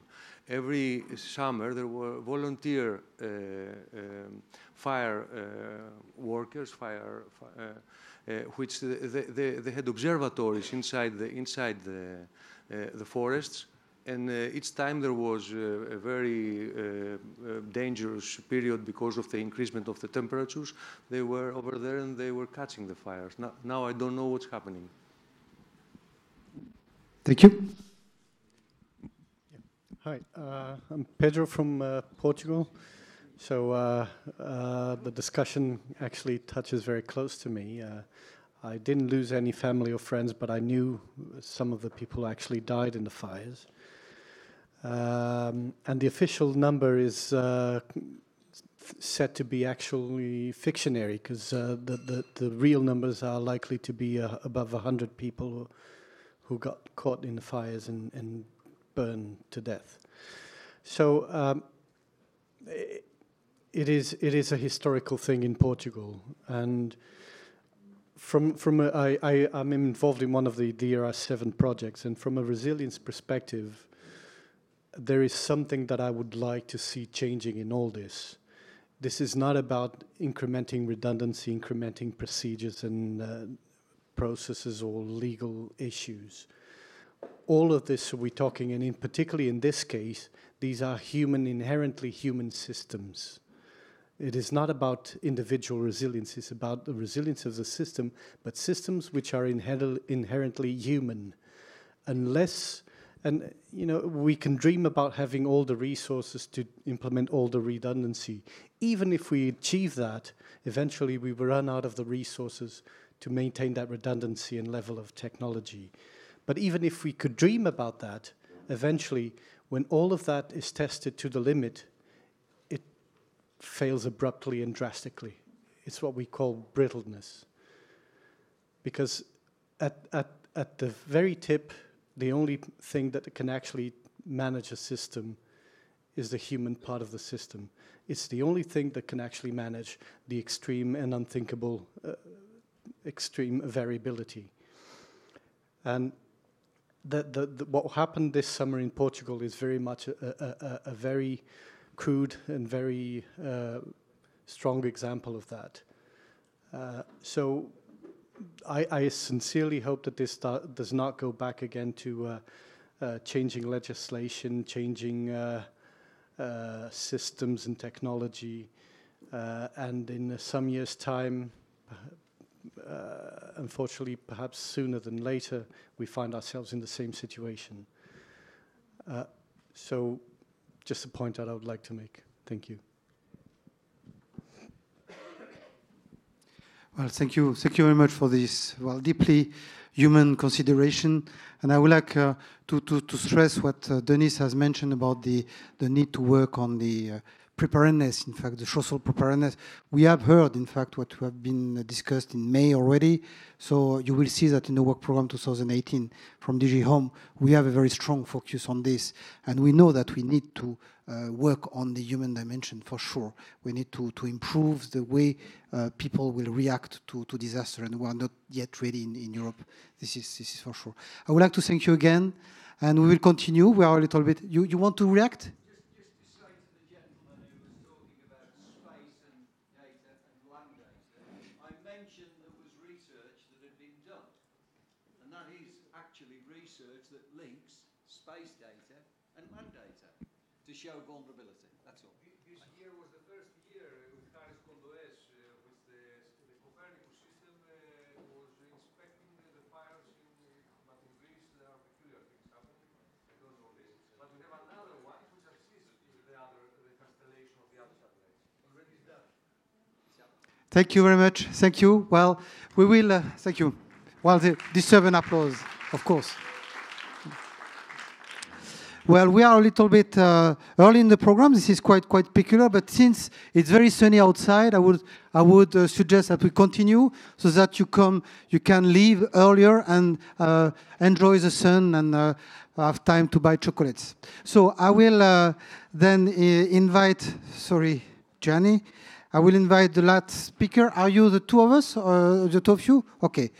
So it's Harald Drager and Thomas Robertson who will speak about pandemics. You know, we are now coming into it's Caribbean and Celia.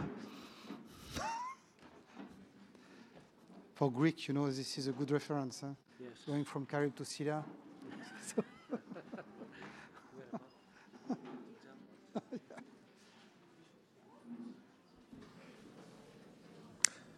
Thank you, Philip. I'm waiting for the presentation to come up there. Any second here now.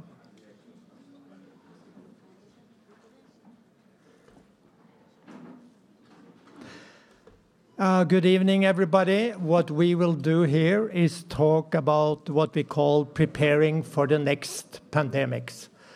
And what we will describe to you is the findings and conclusions of the Asset EU project. And as Jan Clark mentioned this morning in the Science for Disaster Risk Management report of 2017, pandemics was not included. So this is timely. So listen carefully. And I will do a little introduction, give an overview, and Tom Robertson will go into detail. We have 15 minutes altogether. But you are invited tomorrow. We have a full session from 10 to 3 tomorrow where we go into the details. And we have some interesting details. First, and we will put out the slides to the place of the community of users website and a report. And there is a little survey which I hope you will answer because it's we would like some answers from you. But what is the background, or the other way? Yeah. So what is the background for this project? It's actually the pandemic happens in 2009, which was called the swine flu. And it was an alarming outbreak in Mexico, soon in 73 countries. And the WHO and the authorities said this is going to be quite disastrous. And it actually happened that it was not. It was a mild flu, even milder than the other ones.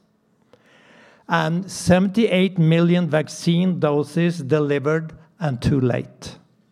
And this came up the question, was this a conspiracy theory that the pharmaceutical, they got a market for the products. And this also lowered the trust in the health authorities. Can we trust them? What was this? It was a mild flu. And this we have seen also through the coverage in the social media. And actually, we do see this now with different people refuse to do vaccines with the kids. And you have all heard about SARS, Ebola, Zika, MERS. And personally, I believe that pandemics and epidemics is one of our most challenging threats. Namely, you don't see it, you don't discover it before after a few days. It travels fast around the world. And are we alert enough to do something with it? Let's take SARS, which was back in 2009, I think. At that time, the Chinese authorities or Hong Kong authorities, they didn't want to tell about it. We have probably passed that stage. We have a more open society. But Ebola, what happened with the Ebola? It didn't become serious before the first things happened with health workers coming back to Europe and US. And who discovered it and set an alarm? It was the Doctors Without Borders. WHO was too late. And Zika, the question came up, do we stop the Olympics? Because this can be threatening, especially with this microcephaly, which could hit with pregnant women giving birth with misconduct of the kids. Are we willing, in a threatening situation, to stop the Olympics? It's a lot of money involved. And MERS, the Middle East respiratory syndrome, it was discovered first in Saudi Arabia, coming from the camels. It was transported by one guy coming from there to Korea. 80 people died before they found out what it was. So this is some of the background we do see in the pandemics. What did we do? A little bit overview.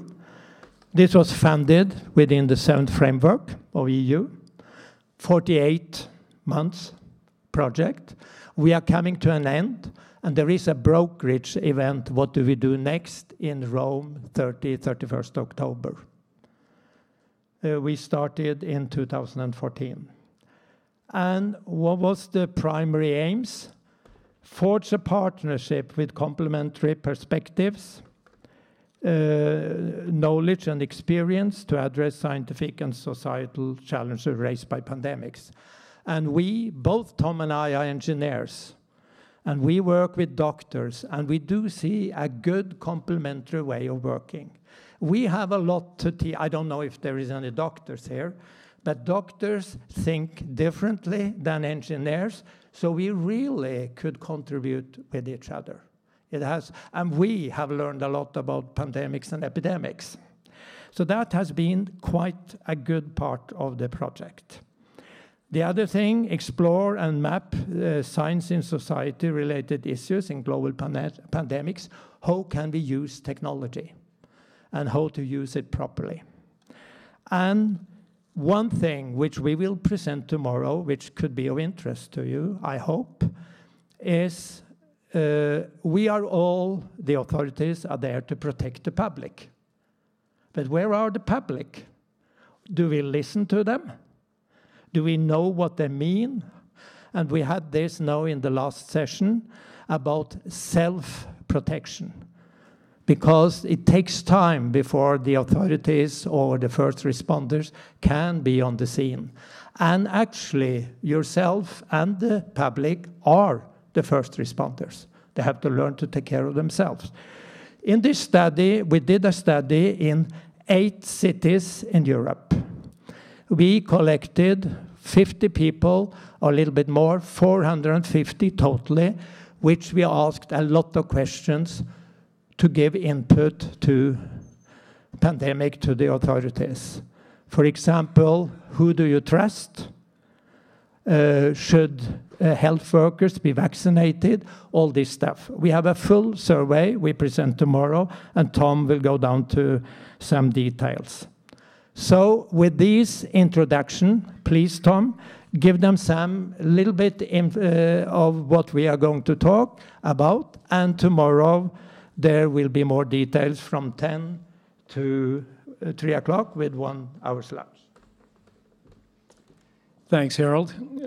As Harold mentioned, I'll only be able to give you the briefest of summaries here, but I do hope it whets your appetite for more tomorrow, and we'd particularly give you an opportunity to engage in the discussion that we've been having. This project is both about research and also about discussion involving various stakeholders.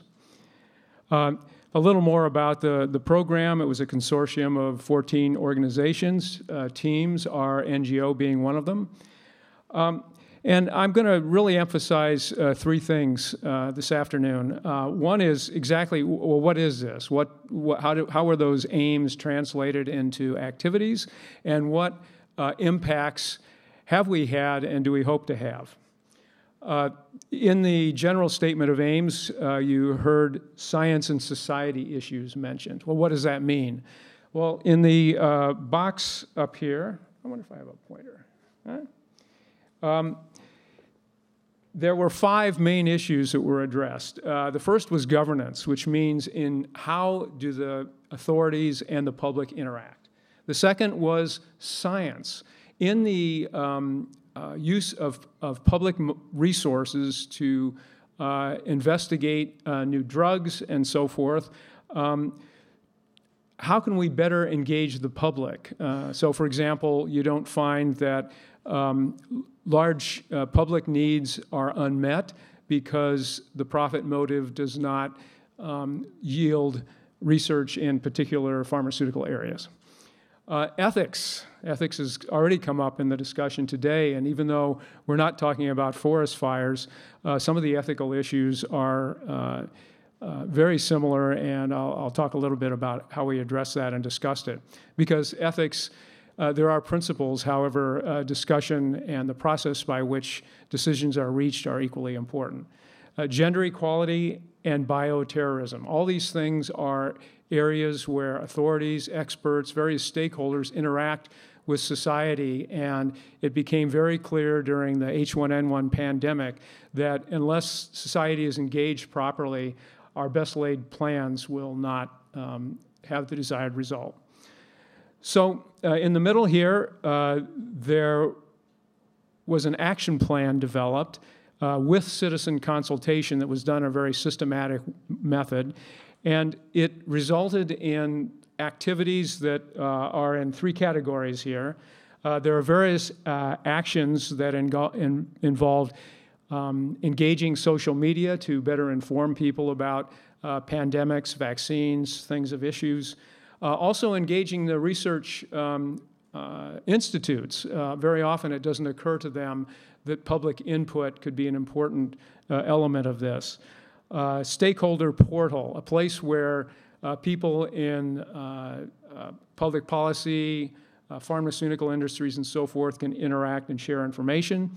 And then finally, local initiatives, which was a way to engage the results of the project, the asset project, with the various locales within Europe, because it's very clear that although we search for shared principles, common standards and so forth, there's variations that need to be taken into account.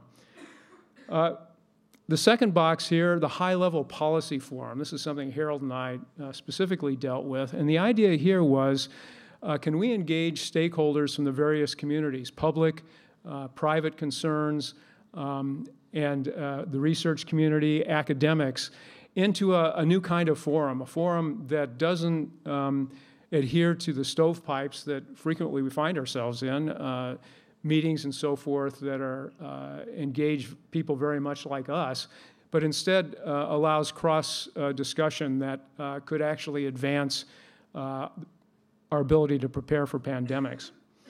Then there were a number of communications methods and devices that were talked about here. We have websites, and summer school has been done each summer. Best practice award given to general practitioners based on their ability to engage the public, and conferences that we've had to share what we've been doing. And the idea is that the asset program itself attempted to come up with conclusions and recommendations, but it was also attempting to prototype a new approach to engaging the entire stakeholder community in dealing with pandemics. Now I want to take another cut below the impact of asset, what we're trying to do here in a slightly different fashion. First of all, I've already mentioned that we're trying to engage the stakeholders, and one of the key things here is to do better than we did in the past pandemics in terms of trust in authorities. All these issues that we talked about just a minute ago, the science and society, including gender equality and so forth. Awareness and knowledge, it's very clear that there's a fair amount of lack of knowledge with regard to vaccines, their effectiveness, their side effects, and so forth. And the idea generally was to come up with practical ways to engage in two-way communication, and also to be able to better prepare professionals to deal with what is inherently a very difficult communication problem. The public lost trust during the H1N1 with the authorities predicting that it would be much worse than it was. But that wasn't because the authorities were being over-alarmist. It was because there were uncertainties involved. The virus looked very much like the Spanish flu, which killed about 50 million people back in the early 1900s. And so there was good reason for alarm. However, there was uncertainty. And one of the challenges professionals face, and one of the things we recommend is that they become better trained in communication, is how can you at once provide expert advice and good direction to the public while at the same time showing that there are uncertainties. So I mentioned that we've had various asset instruments that have been developed to achieve these impacts, websites, newsletters, social media. We've done press releases, citizens consultations, which we'll talk about in more detail. It used a technique that sometimes is called deliberative polling. The idea, if you want the public, a good read from the public of their opinion, you cannot just send out surveys because people are often largely uninformed about important issues. If you instead gather them, as we did across 8 cities across Europe simultaneously, and engage them for a day or a half a day, first informing them on the trade-offs, the issues, and so forth, and then allowing them to discuss, and then finally get their opinion, you have a much more valid result. In order to support these activities, we developed a toolbox, and this is one of the enduring parts of the project. How can we take what we've learned in this project and make it available and useful to stakeholders down the line? Well, we have toolkits, guides, and that sort of thing. I mentioned the high-level policy forum.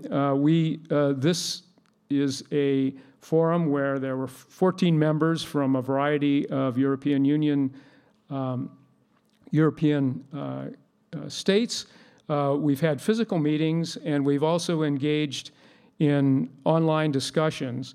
And the thing I want to emphasize are the 3 issues that we decided to focus on.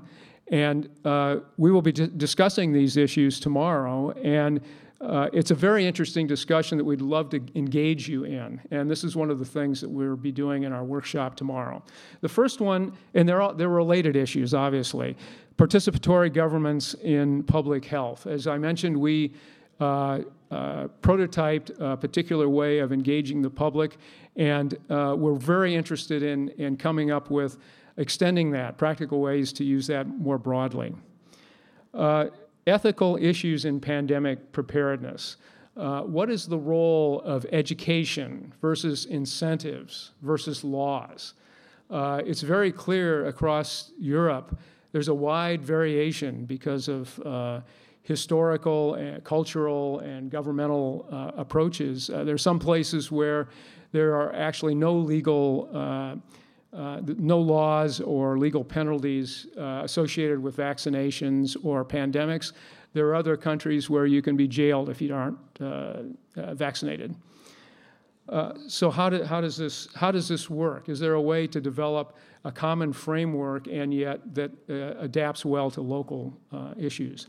And then related to this is vaccine hesitancy. And the experience of across Europe, and during the course of this project, we found some very interesting statistics. There are headlines about vaccine refusers for various reasons, personal biases, misinformation, and so forth. But one of the interesting conclusions is that those factors, which are so well publicized, actually do surprisingly small amount to reduce the acceptance of vaccines as long as the vaccines are made very available. And so convenience often gets you a much higher percentage. So we will be discussing these issues in more detail later, and this is part of the discussion we'd really love to have you engage with. So finally, I will conclude with a summary. The asset program has been a 4-year program, as Harold mentioned. It's concluding pretty much at the end of October with an event. The idea is to improve response to pandemics. Its project was carried out, 14-member consortium, and the whole idea was to come up with a participatory and inclusive approach that will bring us away from a command and control top-down response to pandemics. A particular part of this was the high-level policy forum that engaged a dialogue on key issues that we've developed some preliminary conclusions, and the discussion is ongoing and can include you. And these topics are participatory governance, ethics, and vaccine hesitancy. Thanks for your attention.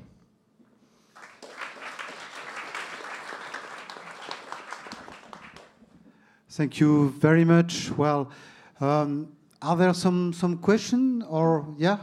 Will you participate in, well, if you are participating tomorrow in the workshop, you will have plenty of occasions as well.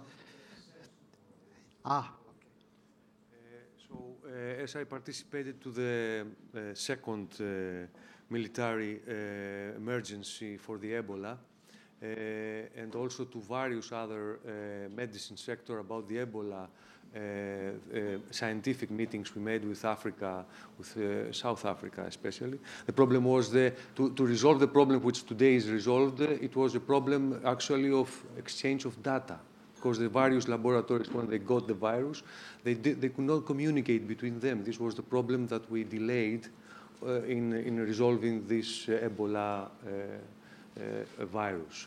The thing is that the vaccination to a majority of our population, especially in Europe, it is doubted for lots of reasons. Especially me, I have never been vaccinated. I'm totally healthy, even if I'm 300,000 years old. So we have to look our hygienic systems. If we walk at a lot of European capitals, we shall see that we have the population gathered like the mouses. So when something happens, immediately this is going to be transferred. We don't have the hygienic, the healthy, you say it in English, conditions which they prevent any kind of transferation of any kind of virus. We haven't spoken about this. And this is very important. The hygienic conditions in Belgium, for example, in Brussels, if you walk over there, which the terrorists, they say they are coming from, it's full of rubbish. These are not hygienic conditions. Thank you. Any reaction to that? Yes, there's so many factors, and from a public health standpoint, there's a way you can simplify some of the decisions in that it's well known, looking at the history of devastating diseases that have been devastating in the past, and the life of the world, the deaths from measles and smallpox and so forth have been radically altered by the use of vaccines, independent of overall development and sanitary conditions. Thank you very much. Well, we will now move to the last. Thank you very much. To the last part of this day.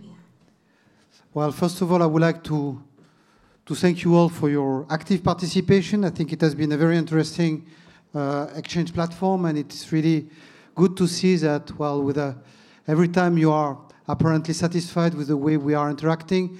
And what I would like to present you now as a conclusion is what we are envisaging for 2018, because we still have one workshop to go in December, well, and obviously tomorrow and after tomorrow. But we would like in 2018 to have a more thematic approach, and I will tell you what we want to do. And I would like to invite you all, well, not now, but you will receive, obviously, this program by mail, to react and to express what you, consider is missing or something to be strengthened and so on. I will maybe... Tu l'as mis?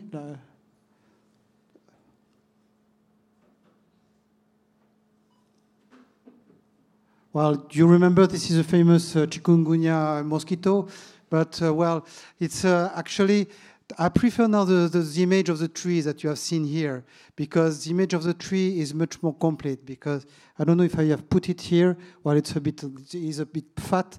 In a way, this is a very, very childish, maybe, representation, but when I explain that in someone who is absolutely not technical, he understands that. So, in fact, the issue of community of users is to bring the international regulation and EU umbrella, policy umbrella that you see at the top, through the routes which are the practitioners, the policy implementers, research and development, including standardization, civil protection, the citizen practitioners, and so on. And in the middle, we are actually developing research and development. So we need to be clearly in line with what the policies are requesting, what are the research needs, what are the industry push that we need to do, and responding and being able to communicate to the people who are at the roots. If I'm not able to communicate what I'm doing to a firefighter or to a citizen in the street, I'm a bad communicator, or what I'm doing is bullshit. Not, well, it's a little bit provocative, but I should make this effort to do that, because we are now paying the fact that we are not able to explain sufficiently to the people what we are very often doing. And I would say, if I would be even more provocative, I would say that certainly Brexit is one of the consequences of that. So if I'm not able, in my country, for example, in France, to explain what the EU-funded research and development are meaning for them, then they will not believe me. They will say, okay, you are making a lot of meetings, very nice thing. What is the outputs that is serving my purpose? So I think we need to really make this effort in bringing people together. And this community of users is exactly about this. And I'm very happy to see that with the time, the enthusiasm is still on. I think that now we need to make a step further, which is producing something more concrete with respect to synergy building. So in a way, I spoke about, this already, I spoke about community of practices last time, that is really having some people in given thematic areas being able to share knowledge and share information about leading projects. And when I speak about leading projects, it's not only research, It's also being able to know what we are doing in research, but what we are also doing in capacity building programs, from the, for example, civil protection. I mentioned DG ECO, security, the internal security funds. Life Plus programs have also a lot on environment, I would say support, capacity building support. Interreg projects, I found some projects which are micro community of users working at regional level. We need to know this, and education projects, because there are Erasmus programs, there are Marie Curie fellowship. Everything is dispersed, and if we would be able, in giving theme, to put all, I would say, this information on the table, it creates a fantastic critical mass that we can better communicate. We need to have clearly a good connections among the different policy area. You know, in the tree, I put something which is which can be discussed, actually. I'm aware of that. You know, there is no hierarchy in the policy, but if the overarching is the international conventions, for example, UNISDR, UNUSA Convention, and so on, but they are not necessarily legally binding.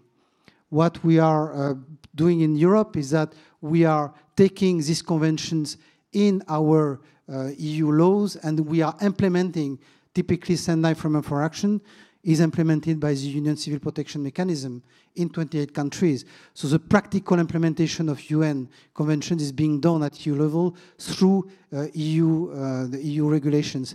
So in this case, well, we have to be sure that there is no contradiction. For example, here I mentioned the civil protection, UNUSDR, environmental natural disaster, UNESA. There are a lot of connections between the Union Civil Protection Mechanism and different implementation of different threats, because you know that Sendai is covering now all the disasters. In the past, the IOGO Framework for Action was dealing only with natural disasters. Now, since March 2015, it covers any kind of disaster. So it means that basically this umbrella should look at natural disasters, any kind of natural disasters, accident, chemical accidents, and even terrorism.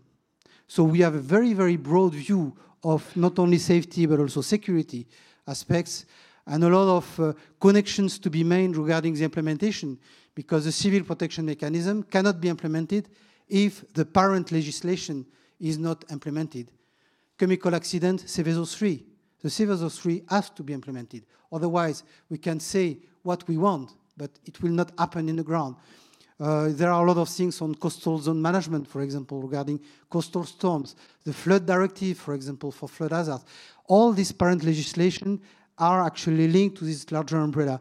So we need to connect all this, I would say, complex legal system to make it consistent and communicating in a consistent way, and ensure that the research and capacity building projects are being connecting to them, and where I can explain to the policymakers, this is where we are supporting you with respect to your implementation.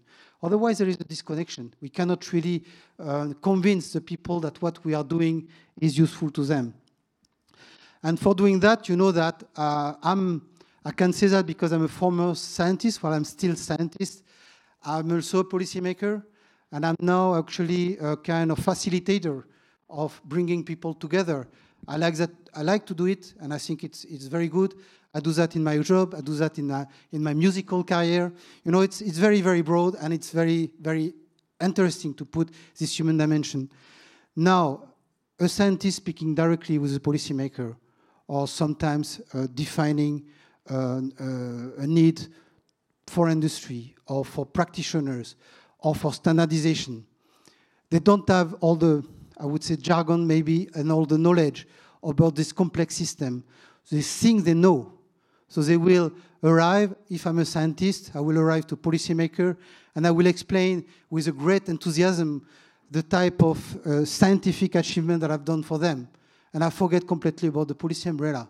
My interlocutor will say, what is telling me about this guy? I don't understand a word.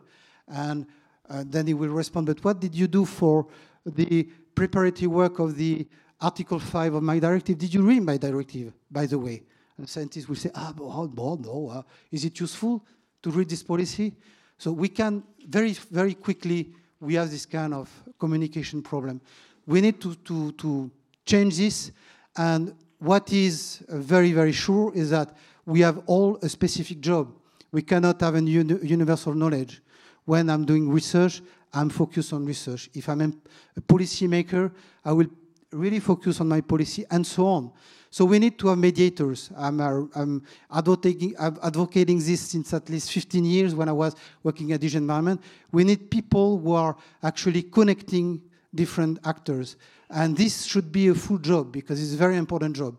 That is, if there is one interesting area of research which supports a given policy, serves the purpose of practitioners, usable by practitioners, have potential to be developed by industry, and maybe enthusiast a guy from the street. Not all the research will enthusiast a guy in the street, but if I tell to a guy in the street, we have found a system which allows, in the case of flooding, to save 2 or 3 hours in terms of communication, that will save a lot of people lives in the case of flooding, he will react. He will say, this is very useful. So we need really, we had a meeting with our commissioner yesterday, and it was exactly the kind of question he posed.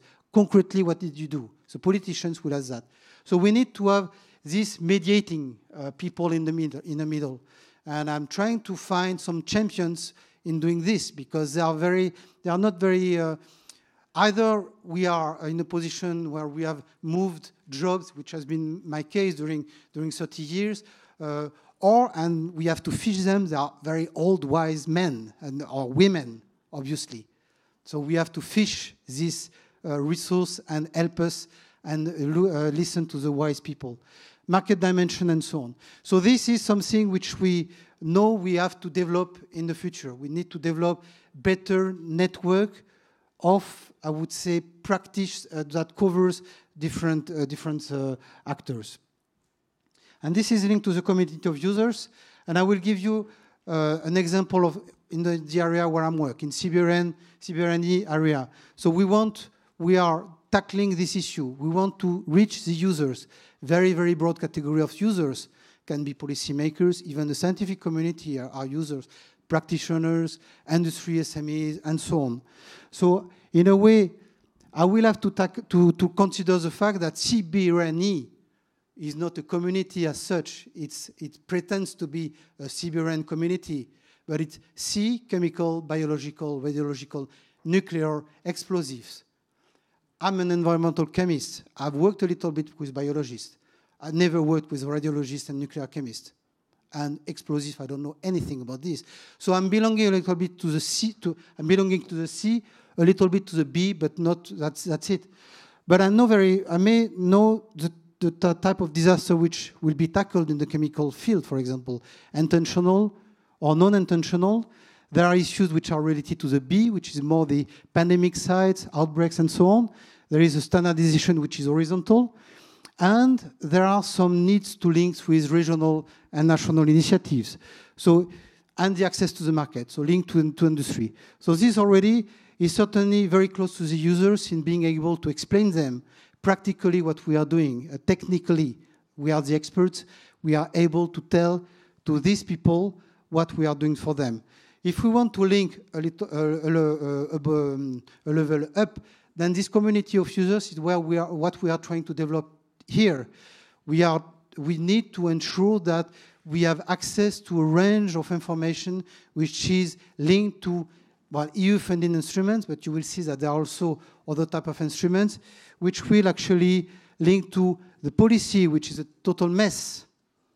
Okay, it appears like this as a total mess, but in a way there is a full consistency here with respect to the EU policies, security, civil protection, transport, environment, customs, health, and so on. They are all connected to also, for example, the disaster risk reduction area.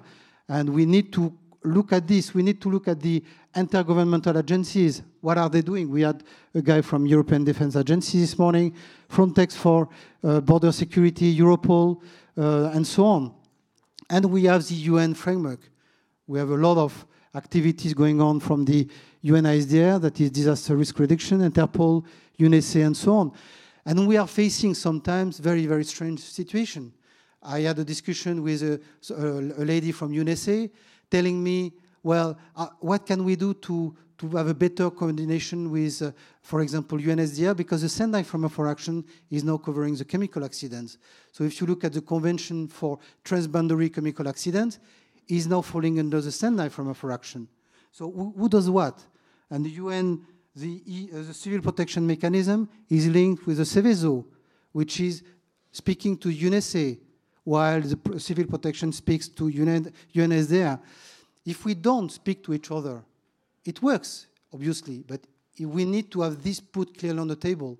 And from time to time, if we speak about disaster risk reduction, we need to have all people in a room just to share information and to avoid that we are actually unclear actions being taken. And for research, it's exactly the same. We are speaking about, for example, I don't know, alert system for flash floods. We discovered that there are projects funded by 3 different programs: research program, capacity building program, representing a critical mass, quite important, of knowledge. If these projects do not speak to each other, how can I communicate in a good way to politicians, for example, what we are doing for improving this sector? So we need to also have this kind of, well, clustering is maybe a big word, but we need to have a database of projects to ensure that we are able to provide information on the knowledge in a quick way. And again, we have interface which are very strongly related to this. So think tanks, international association, the Joint Research Center has a very strong role to play, obviously. I spoke about the Disaster Risk Management Knowledge Center. All this actually makes, in the past I was starting from the top and people were, I was seeing the eyes a little bit lost very, very quickly, because myself I've been lost when I started to draw this table. This is a reality. We are facing this reality. So we need to simplify it and make it work at our level. So what we will do next year, what I would propose actually to the community of users, including you, because it's really your community, to have actually three weeks per year, one in March, June and November. And I even identify 18 different themes to be discussed. I would say it would be an annual gathering where we will make sure that all the coordinators, all the projects, be it research, capacity building, education, all the policies, the industry and so on, will be there to discuss really in a format, in a I would say, design format. That is, first of all, I would like to have science-to-science debate. I would like to have people who are dealing with different research projects to sit together and to exchange with the audience what they have done, but not presenting projects. You know, I'm fed up of project presentation. I'm working in the work package and no. We need to go to the stake of the knowledge. We need to say, okay, what did you do? Did you work on prevention? Tell us, what did you deliver as solution? Maybe I can share something because I did something on monitoring. And maybe our 2 projects, by coincidence, is complementing each other. And by the way, there is a capacity building which we know, which is prolonged by regional projects funded by Interreg. We did not know that. And suddenly, the puzzle is being established. And suddenly we realize that we have a fantastic critical mass to be used. So this is the science to science. Then policy to policy. Inviting, like we did also this morning, we invite people from different policy area. And I'm not speaking only about EU policy. I'm speaking about people who are implementing the policy, that is member states, representatives, and really exchanging about the policy development, maybe review, implementation. What are the challenges? How can we progress together? What are the needs related to research and so on? And then policy to research and innovation. What are the blocking, I would say, difficulties that we have with respect to the solutions being developed and not going to the market? Why are we facing situations where we are reaching we are developing very nice tools and technologies as technology readiness level, TRL 5 or 6, prototypes that have been validated, that are stopping here, projects terminated, it is nicely published somewhere, put in the door, and that's it. Or taken by different countries, outside Europe, which makes me a little bit nervous. So it's not normal. And we are asked, Commission, what are you doing? And I'm asking then to member states and industry, what are you doing? So we can play ping pong like this quite a lot of time. We need to reflect upon instruments which may actually ensure that when we are claiming that we will fund research at a certain TRL, there is a post-project mechanism which ensures that a commitment is being taken by member states and industry. And actually, it can be maybe envisaged if a solution or a technological solution is actually responding to clear needs expressed by practitioners. So again, it means that when we are formulating the research programs, when we are starting new projects, we have to involve the users from the very, very beginning of the project. Otherwise, all this system of discussion is falling apart. We will be again in a situation where research projects will have some practitioners, industry, because, well, it's requested by the call. And 6 months before the end of the project, say, oh gosh, I have to speak to policymakers and I have to put the practitioners in my final conference. Otherwise, I will be trapped and I will be badly evaluated. No, this is not how it should work. It should work from the very, very beginning. First, partners, and not, I would say, people in steering committees, and from the kickoff meeting until the end. We have people, we have to involve people. And there is a move in this direction. We are now, actually, Annabella Gago, my head of unit this morning, mentioned that the eligibility criteria for our call have been strengthened just to allow this kind of participation of end users in the project. And it's true that the effect is that the projects which are now being shaped are much more closer to the, I would say, discussing needs and realities. So we will have to have this being discussed, and we'll have also to give the word to practitioners. So, okay, tell us what you think, what are your needs, what are, just be openly speaking about what you feel is good or not. And if you are here, I would say for one conference what I had I attended, maybe, I don't know if he's here, Jean-Luc, yeah, it was in a Miracle conference where at the end of the workshop, I was speaking about the need to link with practitioners, and I had an officer, a firefighter officer, and a lady, a head of an expert laboratory, forensic expert laboratory, who came to see me and say, well, this is very nice what you said, but your projects are developing kind of cars like Ferraris, very fantastic red car, very nice, very expensive, going very fast, that we are only able to drive on race circuits. And we are driving De Chevaux, this old French car, on countryside roads. We don't have a driver license for Ferrari. We don't have the money to buy the Ferrari. And we don't have the roads to drive the Ferrari. So by actually not, I would say, tailoring the research, we may arrive to things which are absolutely fantastic that maybe will make a difference in 20 years from now, but now, not immediately. So we have to also consider this and take this lesson. So this is, in a way, I propose that to different, and feel free to react when you will receive the mail. I will listen to this and I will try to shape as much as possible. So where actually, what are the themes?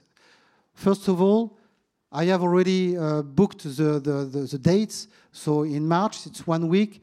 And I would like to start at political level. That is the first half day. We have the big guns. It would be good to have commissioners coming from different themes, opening the floor. We have high-level meetings. And then we have thematic meeting where you are all sweating and according to this format. We are all discussing this, all these issues of interactions. Projects can be, obviously, will be present, but it will not be a symposium. It will not be a project presentation. We'll have rooms downstairs, stands, and possibility of having demonstration, but beside this kind of meetings. During the week, if there is a project which is actually willing to present their outcome, or even demonstrate, we can organize this. We need to know that in advance, and there will be interactions with these particular specific projects. This is really to have a kind of state-of-the-art once per year on given theme. So what I had proposed is to have something on Sendai framework for action, including civil protection, chemical hazards. I mentioned this difficulty regarding Seveso 3, cyber and action plan, networking development, health-related threats, critical infrastructure protection, and standardization. We'll see. Well, again, it's a proposal. You may have other ideas. This is for March. Then for June, so 4th to 8th of June, we would like to have a discussion on national community of users. Are there, but national also the prolongation to regional community of users. How can we interact, connect with what happens in the member states? Geological disasters. Well, it's a very full area of research. Climate extremes, water safety and security, resilient cities. Well, it's a little bit, there are broad scope and broad topic, and external security. And finally, we would like to have in November issues related to cybersecurity and crime, human factors in general related to disaster preparedness, border security, radicalization, fight against crime and terrorism, communication and interoperability. Again, this is a proposal. Please, you will get this by mail. Feel free to react. There are issues which we consider horizontal. Well, the gentleman spoke about space research. It's quite obvious that a lot of space research is being present everywhere. We would need to ensure that people like you, well, you will be interested in one of these days, or maybe several of these days. But at the end of the day, you have been able to network. You know about the field with respect to policy updates, with respect to research updates, market opportunities, and so on. And then everybody is working during 1 year, establishing connections, building synergy, and so on. And the year after, we do it again. And we write a position paper that is circulated to the overall community, circulated to the policy people, and say, okay, this is a very strong document, because you have here a lot of people, expert in the field. It is what they say to you. Just listen. And so when you are revising your policy, you need to consider this. If we do it, well, I think we will be in a very, very strong position, because, well, high-level event, a political side. The conclusion, the Friday, there will be a lot of people who will have left, obviously. This is quite normal. But I would like to invite the Director Generals there, because telling, well, you see, everything that has been discussed, here are people that will stay and tell you exactly what has been, what are the outcome of the discussion. Just take this home. And then we write, I would say, papers. Well, papers, we don't read any more papers. We need to communicate in a different way. So we have to invent things, but I think it can be very, very efficient. And share on the cake. In the evening, we can organize very nice social events, and I can make a kind of program for you every time. And this is also the human dimension: working hard during the day, enjoying company during the evening. And this is how I would like to conclude. Again, I would like to invite you to react. I will first need to circulate this internally to ensure that I'm not missing any key policies.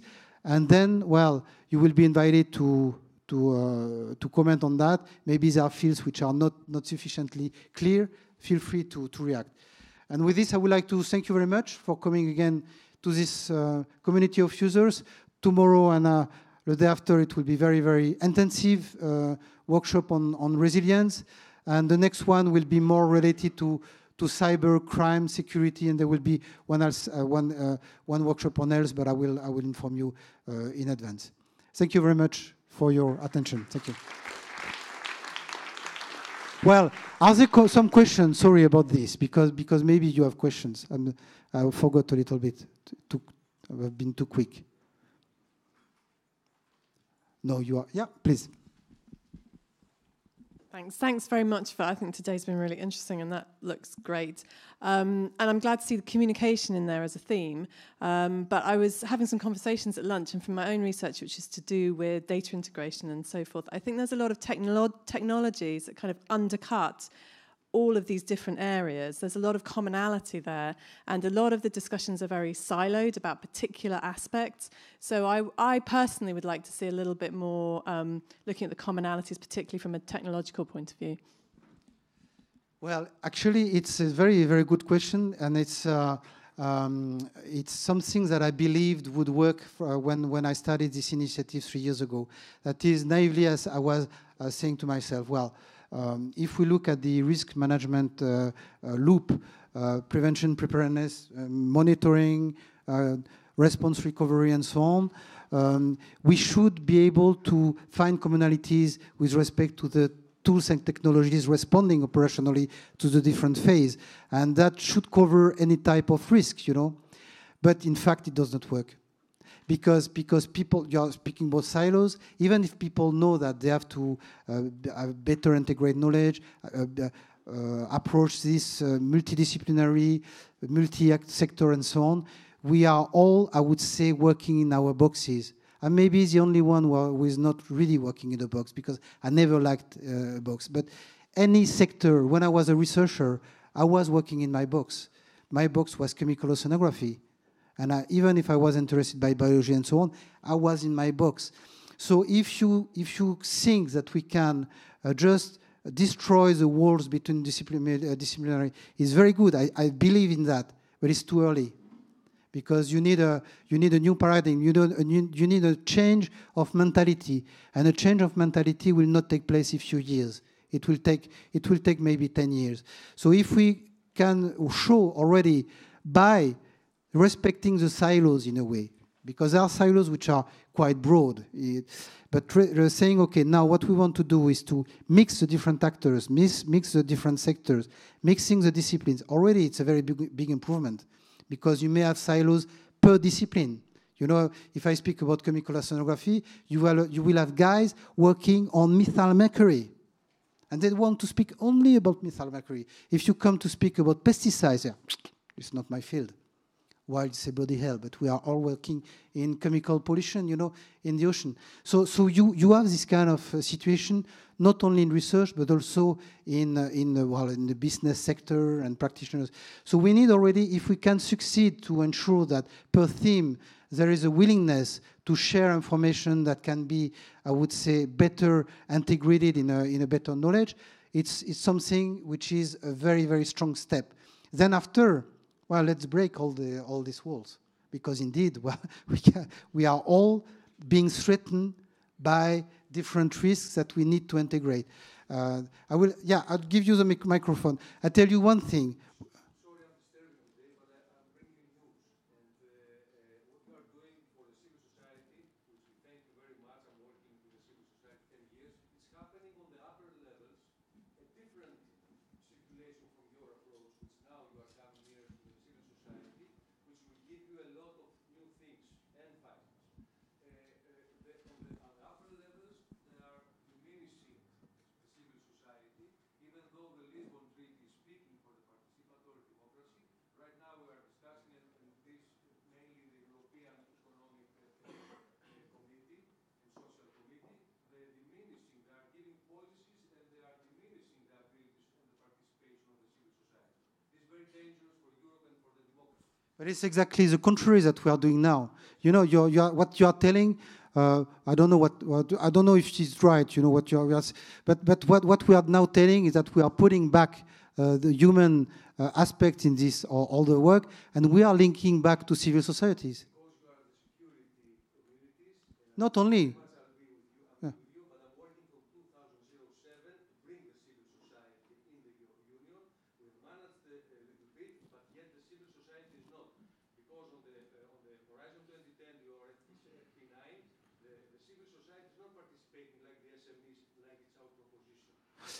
Read the DRS1 topic in the next call. You will see that it is changing. You're certainly right. There has been a kind of, I would say, wave which has not been sufficiently turned to civil society. But the things are changing. We are also learning by doing at our level. So it's just consider this.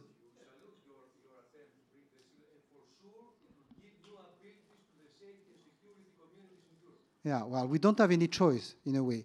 And actually, there was, and I think that now the situation is mature. I remember when I was working in the water policy field, my director wanted to have an environment directive because he was saying that we cannot distinguish different compartments of the environment. So we need to look at the threats to environment in an integrated way. It was never listened because we were working in silos. You know, the seawater, marine strategy, drinking water, and so on, sewage sludge, and so on. And I think we are exactly facing the same situation. If we are willing to discuss safety and security in an integrated way, we should break all these silos. But it will take a lot of time. And will the people be prepared? This is another debate. Now what we will try to improve, which is already something very interesting, I think, is to ensure that per given theme, the people discuss and work together. You know, and not I would say, be fragmented in our own sphere. And then we'll see, well, when we'll have all the sphere rolling very well, we will play pétanque in a very fashionable way. I thank you very much. And I will see you tomorrow probably, and next time certainly. Thank you very much.